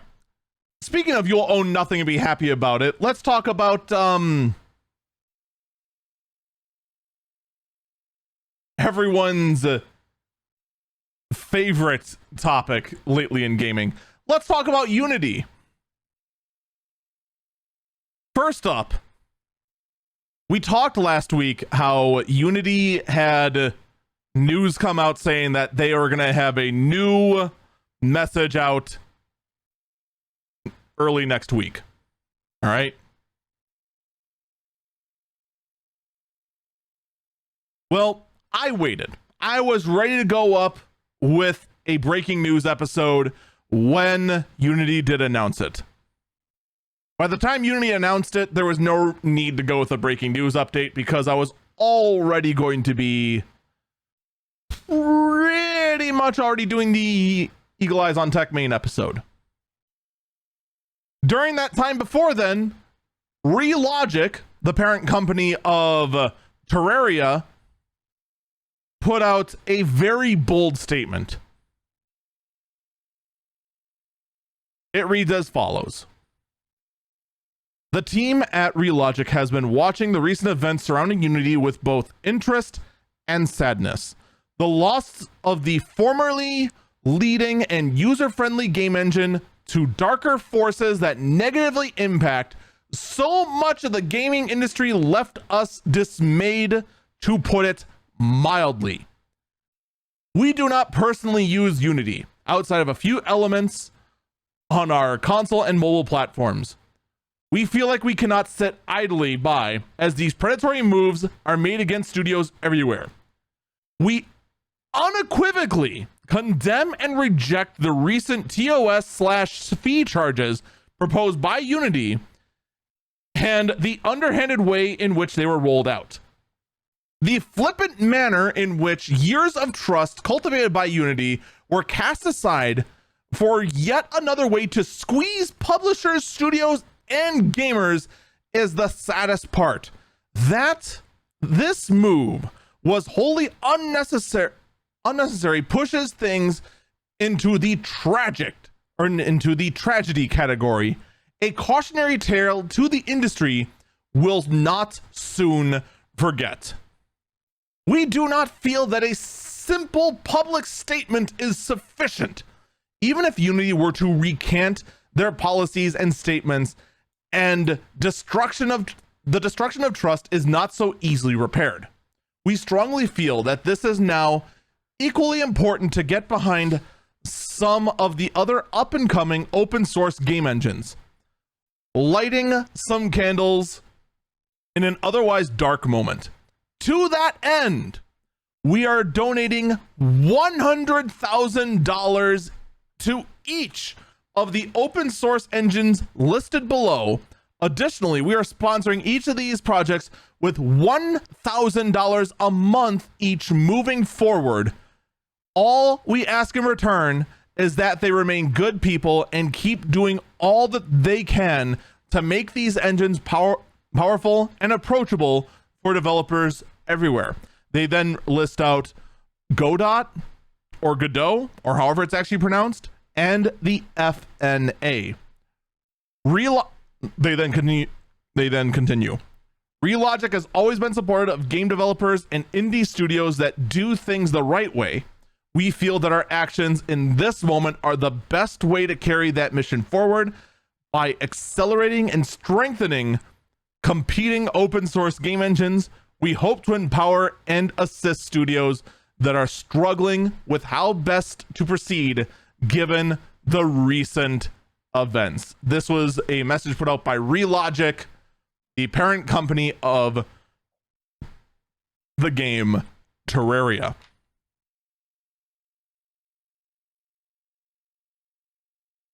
This was a message viewed by 8 million people and put out on September 19th. This would be Tuesday. The message in which Unity said they're going to go rethink their life was put out on Sunday the 17th. That is a huge step in trying to go ahead and encourage other developers to just step away from Unity and just condemning everything Unity pretty much did. Because quite frankly, should I actually need to explain what Unity did? I probably should, just keep everyone on the same pace.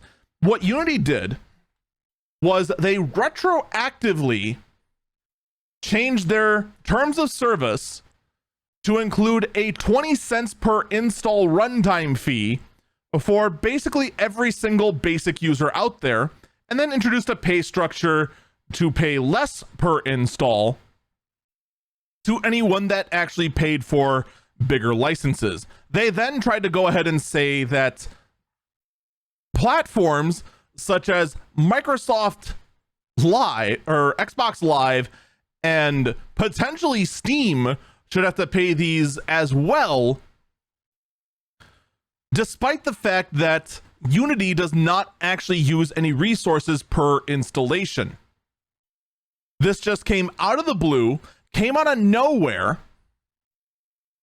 and pretty much was just a massive bait and switch using an install model that had many loopholes that could have very easily been exploited, and then continued to be as vague as possible, whether that applied retroactively or not, and basically failed to communicate anything.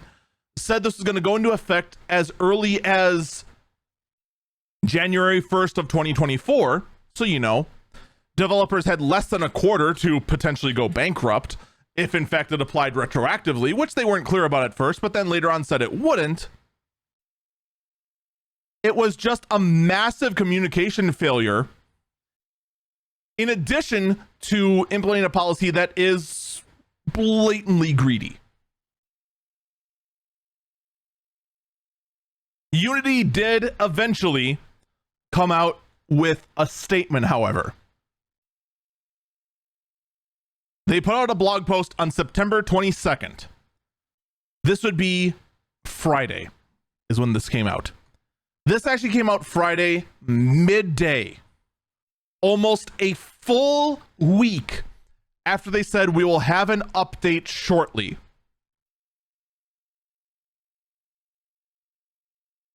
I want you to keep this time frame in mind.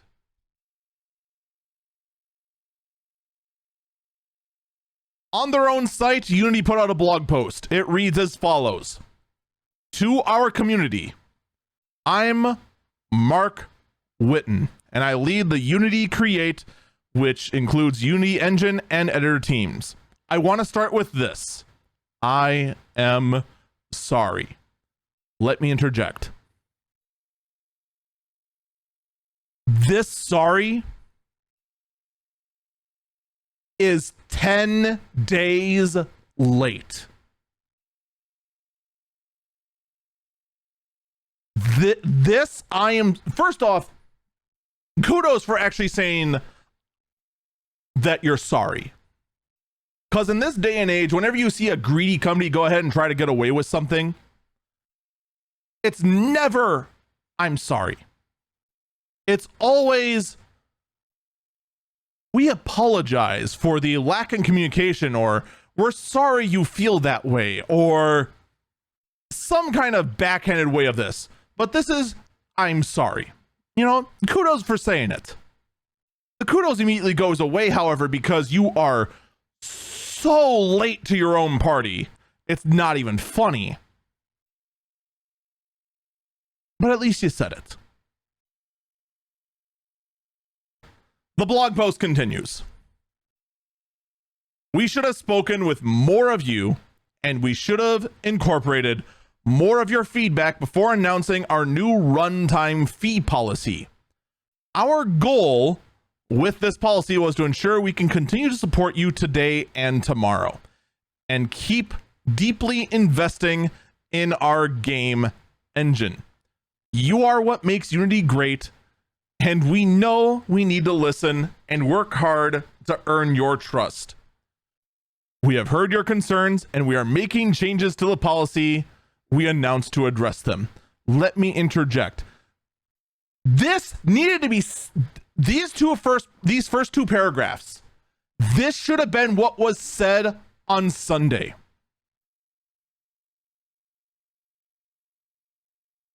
I cannot stress this enough. This announcement came so bloody late that people have moved on. This needed to be said during the outrage. This needed to be said during that. You need to have walked this back long ago. The trust is already shattered. People have already walked away from Unity.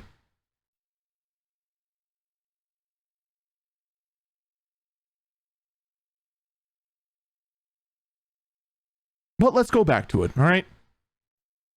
The blog post continues.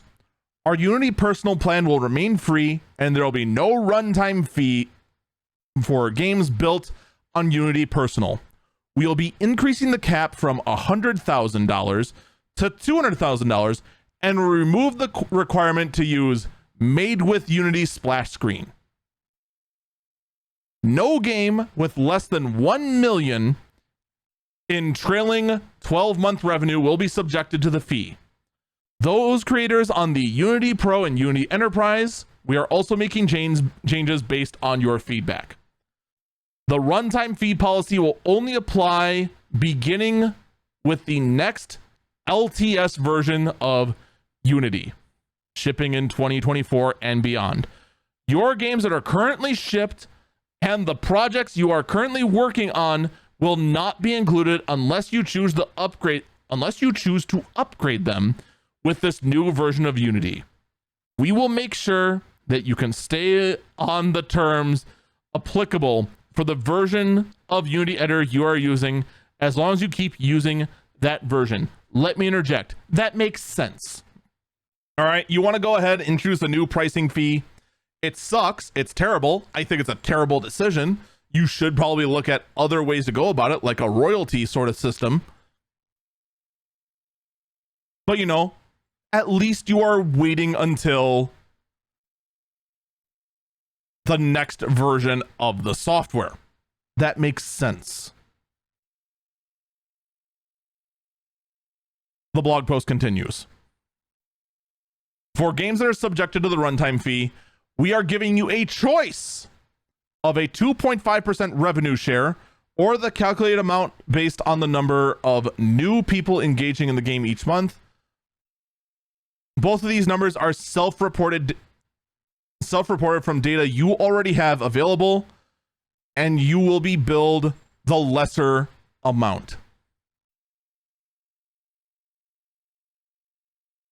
Let me interject that. Why didn't you just do this in the first place?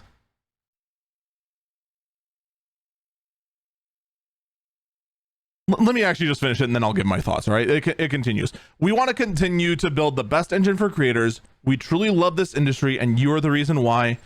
They then go on to talk about a live fireside chat they would have had. They had this this fireside chat pretty much right during the time that I was working. I was unable to participate, so I don't know what was all talked about. They then go on to say thank you for caring as deeply as you do, and thank you for giving us hard feedback. This is from Mark Witten. All right, let me talk about this. I could not stress enough that this came way too late and that this should have been the first thing that came out. This whole pricing structure, this makes sense, and this would have gone over way more acceptably than what they had before. What they had before was an absolute shattering of the trust they had. 100%. You now cannot trust Unity because they have shown that they are now willing to not listen to you. They are willing to go ahead and not communicate poorly or not communicate well at all. They are willing to just arbitrarily, potentially, just decide your game didn't make them enough money. They have proven that the people at the head are greedy as heck. This isn't about them being able to raise money to continue investing into themselves and continue operating as a business. That's fine. That sort of thing is completely fine. This was all about them just being just plain Jane greedy. There's no other way to say it. Especially when you look at the fact of how they wanted to run it. You can't trust Unity, and the fact they went ahead and it took them a full 2 weeks to come to the correct answer is eye-opening. If I was a developer, I wouldn't go near Unity ever, period. Full stop.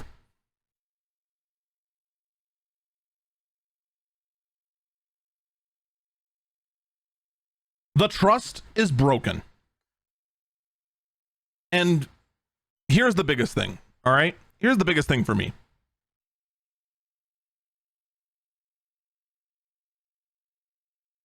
Every single person that was responsible for the bad decision is still there.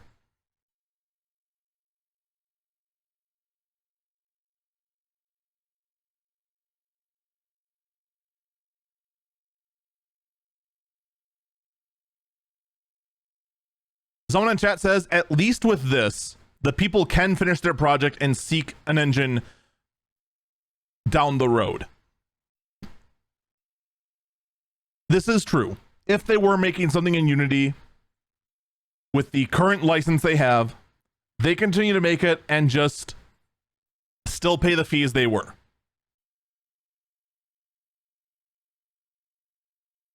What happens if they decide in 2 years to try and be greedy again?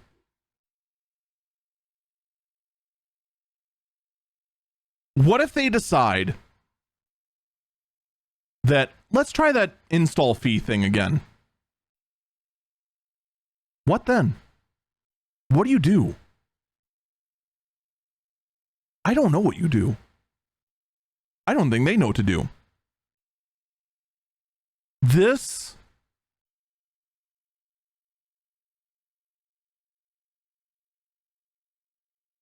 anyone who is already starting to go through the steps of trying to switch from Unity to like Godot, that was the biggest one I saw from various developers. I would continue to go through with it. I would. I'll give Unity credit.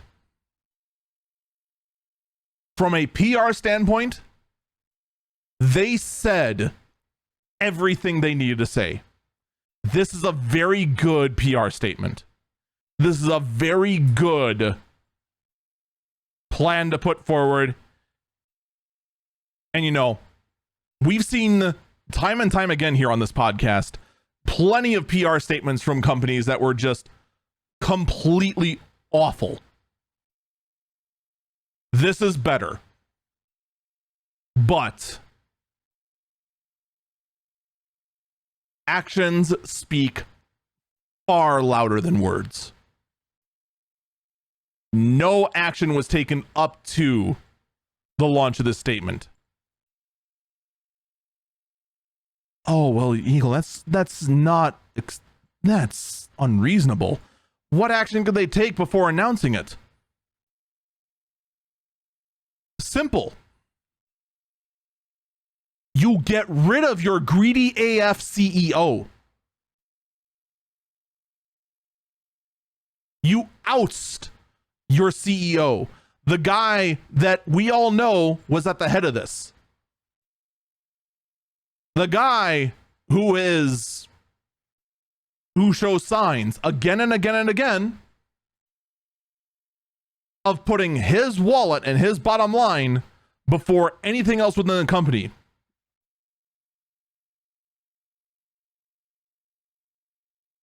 You want to go ahead and show you're willing to turn a new leaf? Get rid of the rot.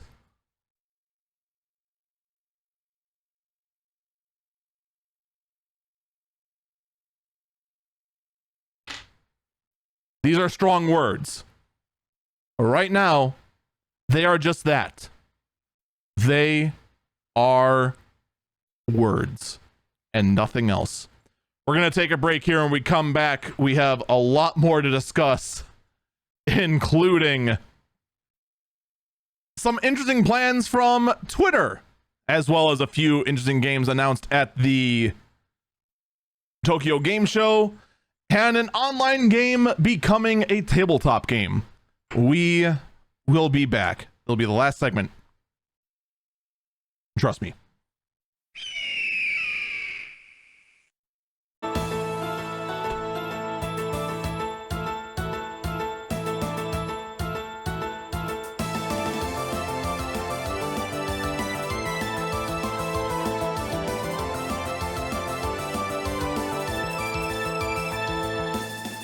Welcome back, Eagle Eyes on Tech. I'm Eagle Falcon. While Unity is trying to clean itself up from its absolutely abysmal life decision, in other news, Elon Musk is floating another bad idea, saying that he actually thought about and planned on charging, quote, small monthly payments for anyone to actually use the artist formerly known as Twitter.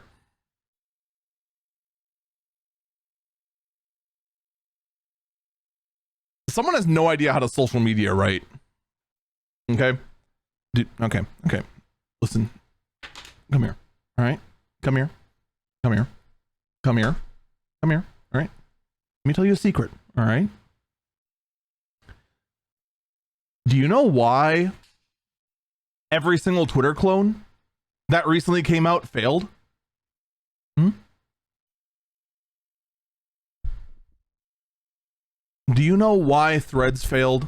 Do you know why Mastodon failed? Do you know why all these other clones failed and Twitter still stands?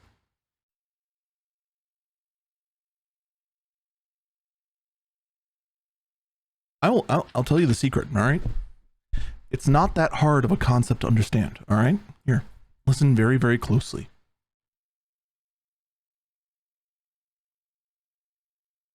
People will go to where the content is. You can go ahead and make a YouTube and make the interface way easier to understand than YouTube ever could. You can go ahead and make a YouTube that is way easier for content creators to put out content on it than ever before. You could go ahead and take YouTube and fix everything that's wrong with YouTube. All right, fix it in a heartbeat. All right, let's pretend that you are this software genius that figured this all out. You want to know why YouTube will still stand? Because YouTube has the content. People are going to go to where the content is. Okay? Do you understand that? All right. If you go ahead and try to charge payments to use Twitter for anyone, this means the content creators who make basically nothing on Twitter are going to leave Twitter. They're going to go ahead and go somewhere where they're just not going to go ahead and have to pay $5, $4, $3. Let's even pretend it's $1. Let's pretend, would you want to go ahead and set up paying $1 a month to Twitter just to use it? It's just $1. That's nothing to your bottom line. Let me tell you a secret. Just the hassle, people would rather leave than pay the $1. Of which, of that $1, Twitter will see 50 cents of it, because 50 cents will be lost just in processing fees.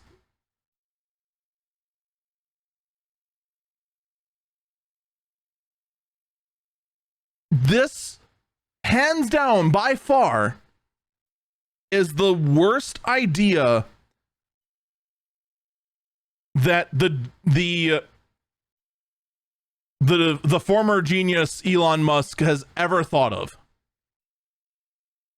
This is by far the worst. No ifs, ands, or buts about it. Let's move this screen back, because that angle's really weird.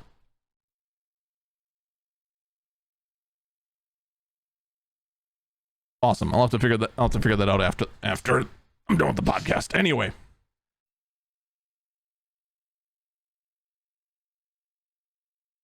This guy is just... This is a terrible idea. Terrible.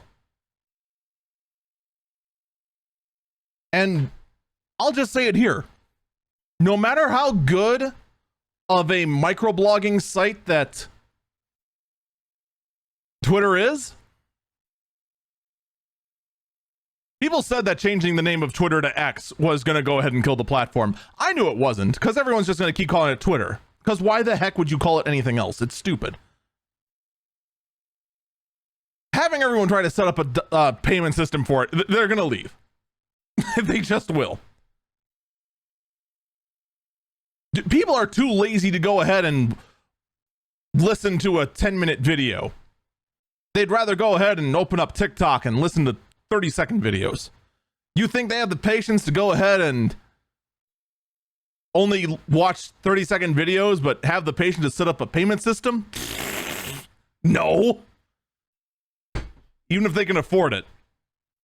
Most people just simply won't. And the people who are willing to, guess what? They're already buying Twitter Blue. There's no one new that's going to go ahead and sign up for it. It's a dumb decision. And as content creators leave, users will leave, and it'll just be one giant cycle. In other news, there's great news. The Microsoft deal to buy Activision Blizzard is going to be going through, as the UK is happy that the cloud gaming services of Activision are going to instead go to Ubisoft instead of Microsoft. I have nothing else to contribute to that, so let's just move on from that. Seriously, does anyone care? They just want to know when the deal's done so we can stop talking about it forever. Oh, man. In other news, it actually sounds like the Cyberpunk 2077 Phantom Liberty expansion and patch is actually good and finally fixes a lot of things that Project Red CD should have had ready and done in the first place. So for those of you who don't enjoy games that have some bugs and need some polish, great news. It sounds like your time has finally come. I have no idea because I don't own the game, but to the rest of you, enjoy it. I hope that in fact the reviewers weren't bamboozled and that it is in fact as good as they're all saying it is. I mean, look, it's more than IGN saying it's good, so that's gotta mean something, right? Meanwhile, over at the Tokyo Game Show, we have a couple of interesting announcements. First off, hold up, actually. My stories are a little out of whack here.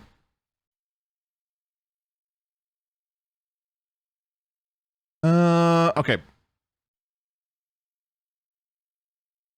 Wait.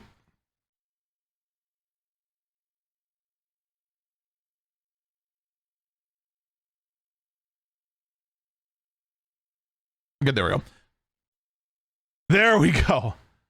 This is what I get. This is what I get. I thought I had everything in line and then I didn't. All right.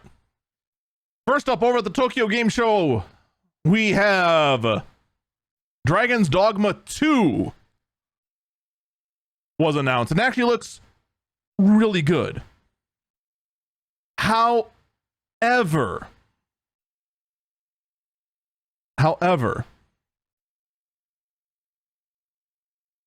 we're not sure when it's going to come out. And here's something I want to say, all right? These kind of, like, Dragon's Dogma 2 does look really good from the trailer. But let's not get ahead of ourselves, okay? I always want to remind people,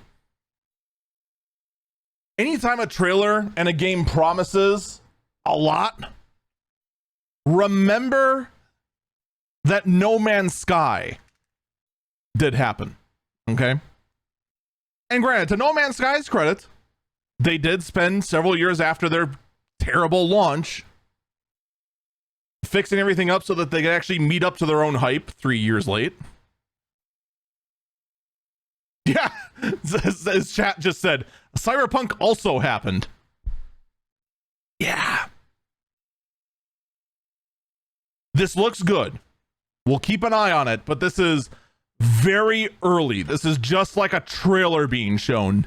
We actually don't know exactly how good it's going to be when it finally gets out.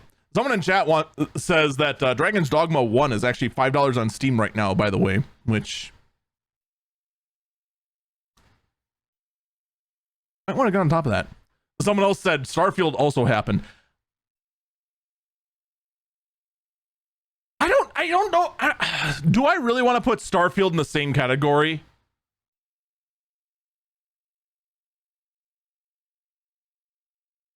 I feel like Starfield's a little different.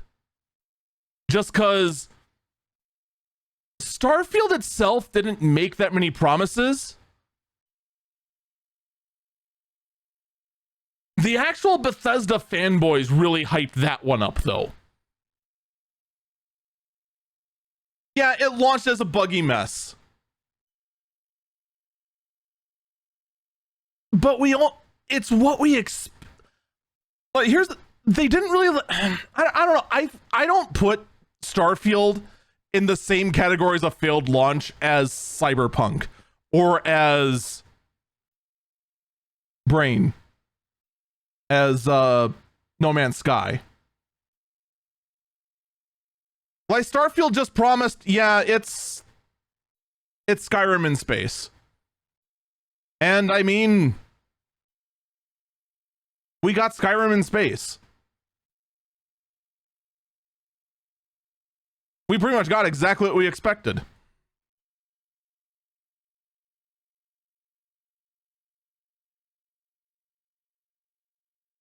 Now, Fallout 76, on the other hand, I would put into the same category as Cyberpunk and as No Man's Sky.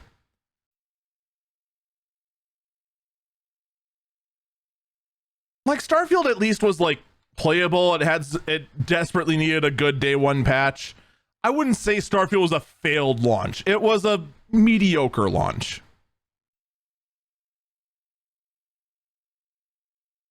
I'm not willing to get on that train. I'm not. Starfield basically launched exactly as I expected it to.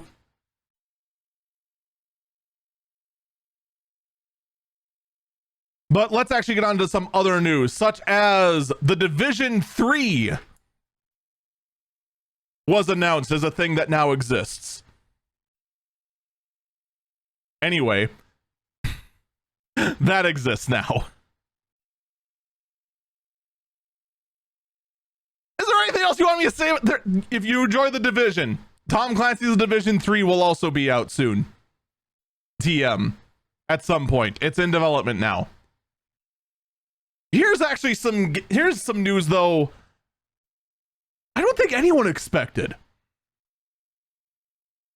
When you think about the Tokyo game shows, you expect video game announcements. Did anyone expect a tabletop RPG to be announced?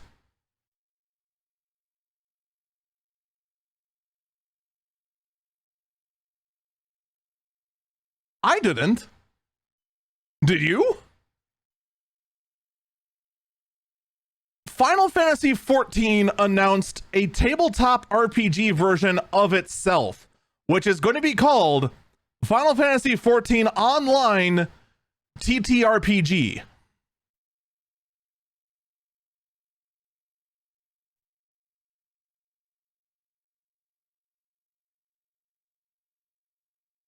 First off,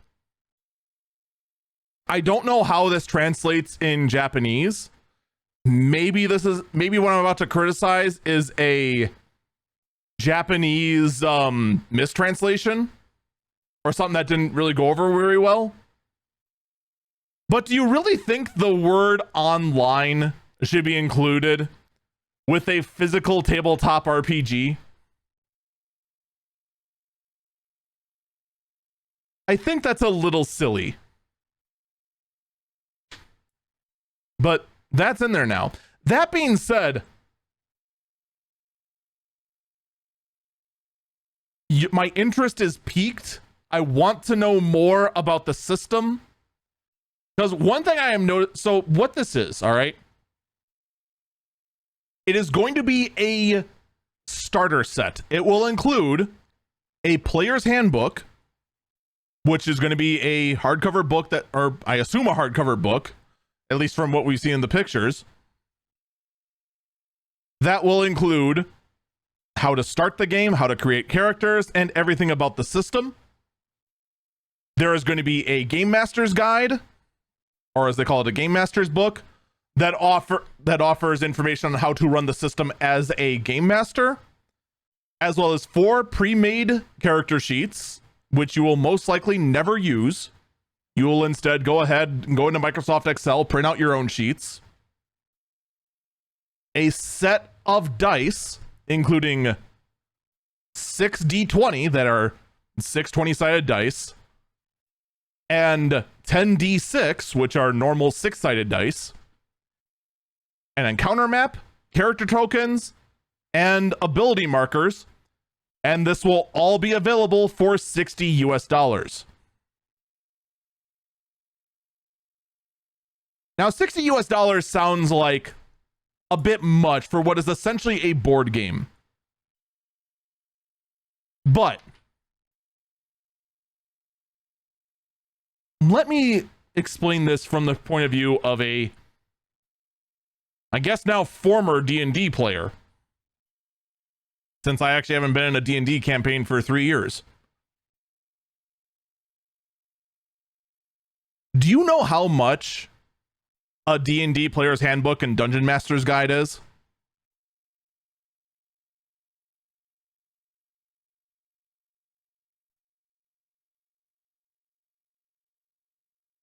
they are about $30 to $35 each.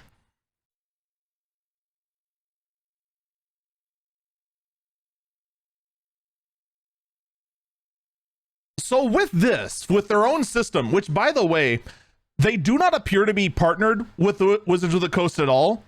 So I assume this is actually their own in-house system. This is not based on any sort of D&D, D20 system or anything like that at all. I do not know if there's going to be an open license like there is with D&D, so the third parties can go ahead and introduce their own campaign modules or expansions or anything like that. Or if there's any sort of homebrew licensing or anything like that. But there's nothing stopping you as your own creative individual to just do whatever the heck you want. And then on top of that, this is $60 for two $30 books, basically. And then a bunch of other stuff free.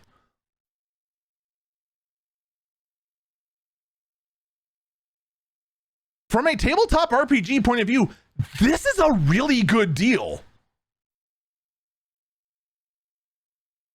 You're lucky for $60 if you can get a player's handbook, a Dungeon Master guide, and a basic set of dice. And then by the sound of it, it looks like we're only going to use D20s and D6s. So it's not like you need to go ahead and have a D4, or as every D&D player knows them as, a caltrop, or dig around for a D8 that you never use for when you have that one weapon that's kind of cool, or a you know, find your D10 and realize you can't find your D10 that's the 10 digits, or a D12. Yeah, you don't need to dig up your D12, thank you chat, to go ahead and figure out your barbarian's HP and then nothing else ever. You don't need to figure out your percentiles. It's apparently just gonna be a D20 and D6. Someone in chat says D50. When have you ever used a D50? I want to know.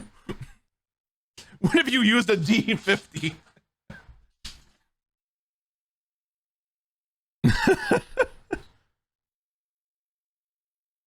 People are just making up dice now. A D3. When have you ever used a D3? By the way, in case you are not familiar with Dungeons and Dragons and can't figure out the dice naming scheme, D refers to dice, and then the number refers to how many sides that dice has. D100s, or percentiles, actually do exist. They're two D10s. One's your second digit, the other's your first digit. If you roll double zeros, it's 100.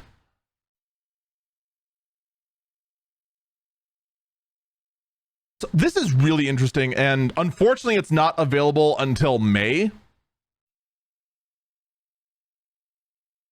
But I'm interested.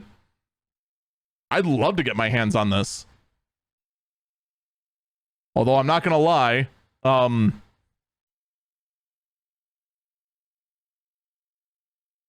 there is a little bit of deceptive marketing going on here. Because I'm noticing in the pictures for this stuff, the markers all appear to be cardboard. The character sheets actually look pretty decent. But those manuals look to be very paperback.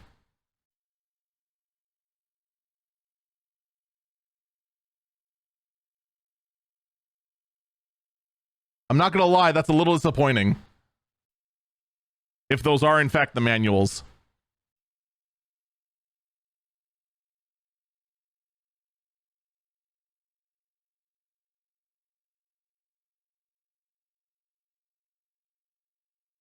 At the same time, the actual description does not mention that the player's book or the game master's book are hardcover.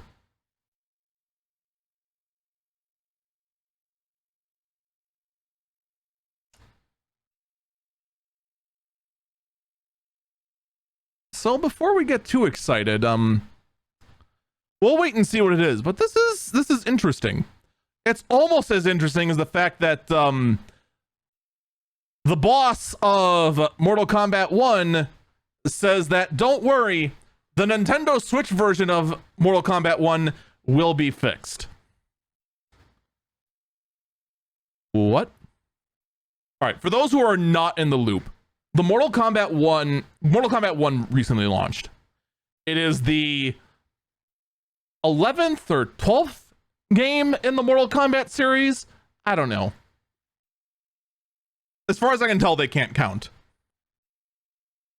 But the Switch version was being sold as a full $70 game. Someone in chat says the 12th game.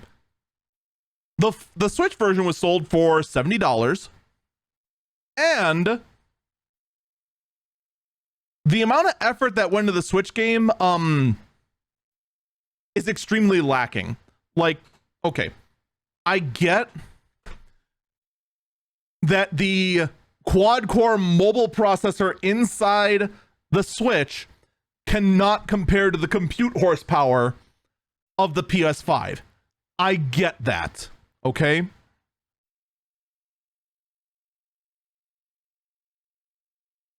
But there's ways to downscale a game, and then there's whatever the heck they did to Mortal Kombat 1 for the Switch. Facial expressions just didn't exist. The graphical fidelity was much closer to a PS1 or PS2 game than it was what you'd expect on the Switch. Like, they basically went ahead and took the laziest route possible for the Switch version and then just called it a day. On top of that, the marketing material that was put out for the Nintendo Switch version was dishonest because it was captured from the PC version to the point where the Steam achievement icon showed up on the video promoting the Switch version.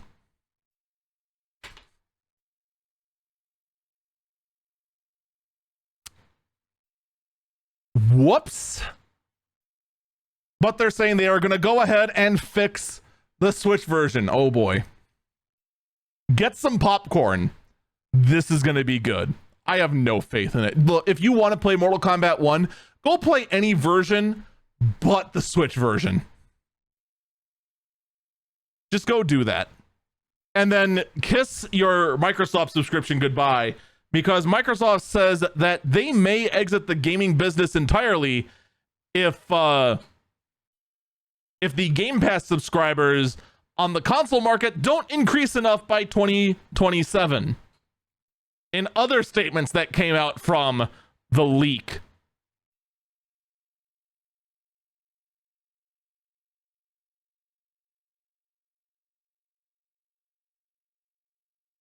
Doesn't that bode well for the future of the Xbox, huh?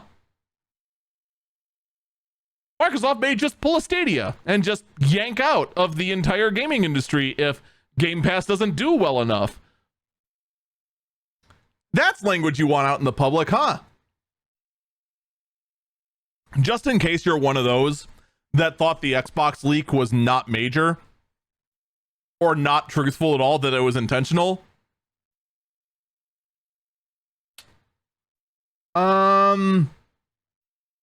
Yeah. No, that's solid enough evidence for me that the leak is legit. Because there's no way they'd want that statement out in the public at all. Or, you know, maybe when you're debating getting out of Microsoft, you should just go ahead and just get a ROG Ally. I mean, there's a new ROG Ally out that's using a lower end processor. It's cheaper. The only downside is that its performance is so lacking that you should just save $100 and just buy a Steam Deck instead. Yeah, this one doesn't make sense. Like the ROG Ally, I would still rather buy a Steam Deck over the ROG Ally, especially since the battery life on the Steam Deck is there and the ROG Ally it's not. But even more so, this cheaper ROG Ally makes so little sense that you can't justify it, like, at all. Someone in chat says Steam Decks are pricey. They wish they could get one. This one's worse because this is $100 more than the mid-range Steam Deck and is roughly the same performance with less battery life. Yikes. Yeah, this market still isn't for me, but, you know, part of me still wants to get a Steam Deck just to play with. I need to get back to familiar territory. Let's get back to familiar territory. Let's get back to the familiar territory of war documents leaking on the War Thunder forums yet again. Stop me if you heard this, all right? Confidential documents from the US military. Chat said stop immediately. All right, in real talk, the operator's manual for various US aircraft has leaked on the War Thunder forum again. This time, it was actually, we actually have it in the model. The flight manual for the Lockheed F-117 Nighthawk was leaked on the War Thunder forums simply because someone on the forums wanted to prove that they are in fact military. At least this time it wasn't actually classified. It's only restricted. This way, the court-martialing that this idiot's about to get is going to be slightly less angry. So, you know, positives, idiot. All you can say is that this guy was stupid. And the fact that this has now happened, what? This is like the 10th time it's happened or something like that, is absolutely insane. It is absolutely insane that this still continues to happen. But, you know, maybe this guy, after he's been fired from the military and dishonorably discharged, maybe he can go ahead and get a job over at Neuralink as one of the first test subjects for the precise robotic implanted brain computer interface, or PRIME for short. Yep. Elon Musk and Neuralink is moving to human testing, despite the fact that the animal testing proved to be cruel and unusual.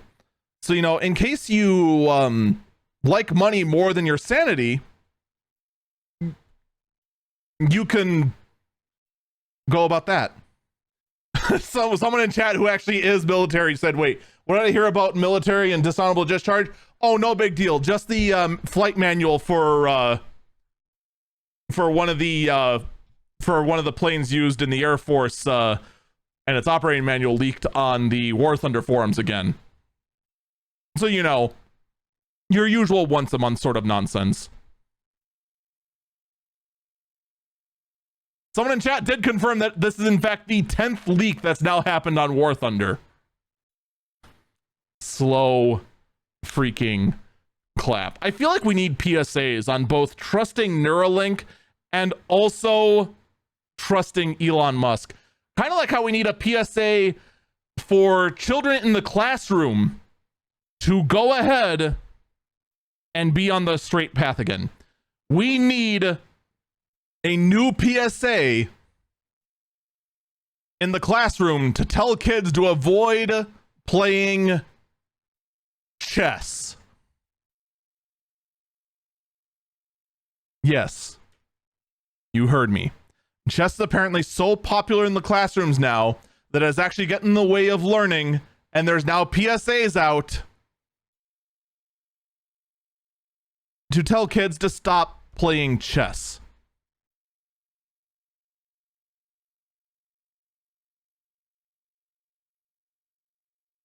I don't know about you, but I know my teachers would be thrilled to hear that kids are getting involved with chess and extracurricular activities rather than, I don't know, drugs, violent video games,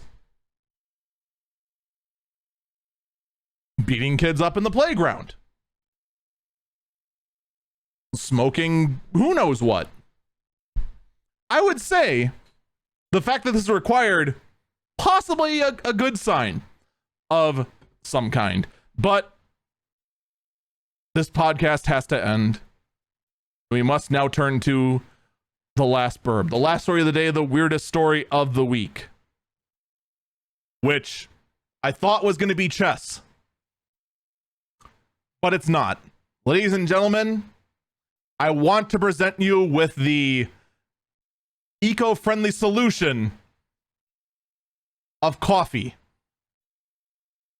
The solution to what, to ask? Why, coffee is the solution to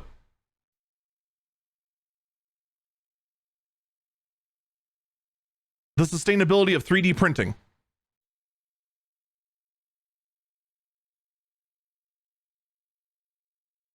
Yeah, your coffee grounds, after they're used, are being researched into being filament for 3D printing.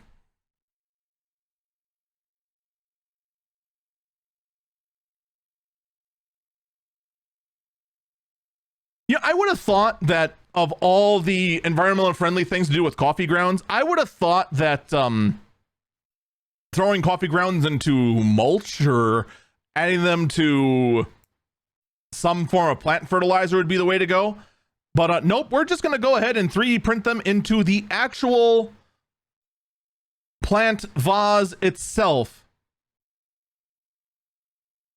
This all being done by the university at Colorado Boulder and the Atlas Institute. You can make a lot of things with coffee grounds, said Michael Riviera of the University of Colorado in Boulder. I, for one, just gotta ask,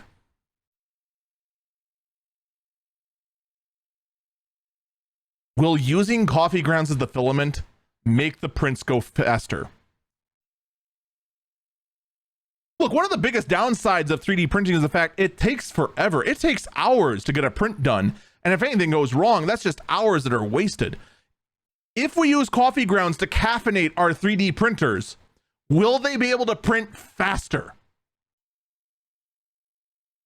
That's the question we should truly be asking. Folks, that's going to do it for this episode of Eagle Eyes on Tech. Thank you so much for listening, and I do encourage you to check out our other works.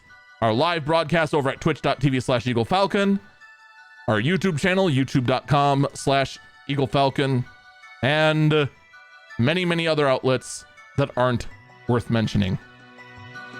I mean, I'd say go follow me on X, but there's a decent chance you might have to, it might be behind a paywall by the time this goes up if Elon's as crazy as we know he is. Take care, and I hope you have a great day.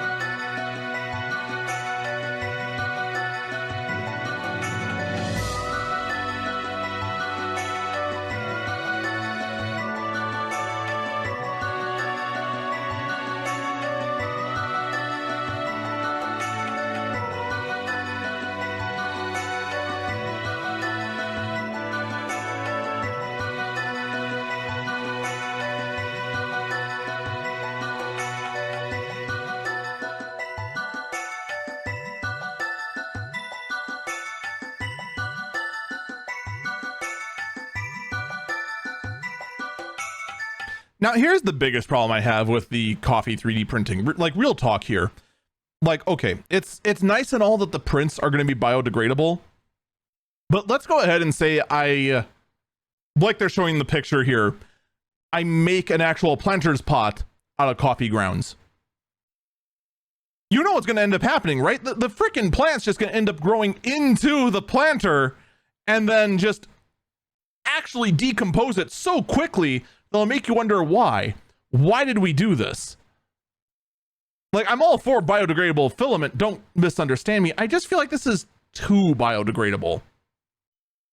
Or, you know, I'm actually worried about if I went ahead and made a mug, like they're saying here for my tea, that's just going to get coffee taste in my tea. I don't know. This whole thing just rubs me the wrong way. At the same time, I will give them credit. It is very interesting, and I'm sure I've reviewed dumber stories. God, what was some of the other weird stuff? Wasn't there one that people would 3D print with poop? I feel like that was a story I covered. Ah, well. Someone in chat said it'll make replaying them into bigger pots easier. Ah, yes. I can 3D print a bigger pot, and then by the time that bigger pot is finished, it'll outgrow the smaller one, and we just keep going through this forever. Oh, 3D printing with fish semen. That's what it was. Yeah. You know, all of a sudden, after remembering 3D printing with fish semen exists, that, you know, 3D printing with coffee grounds actually seems sane.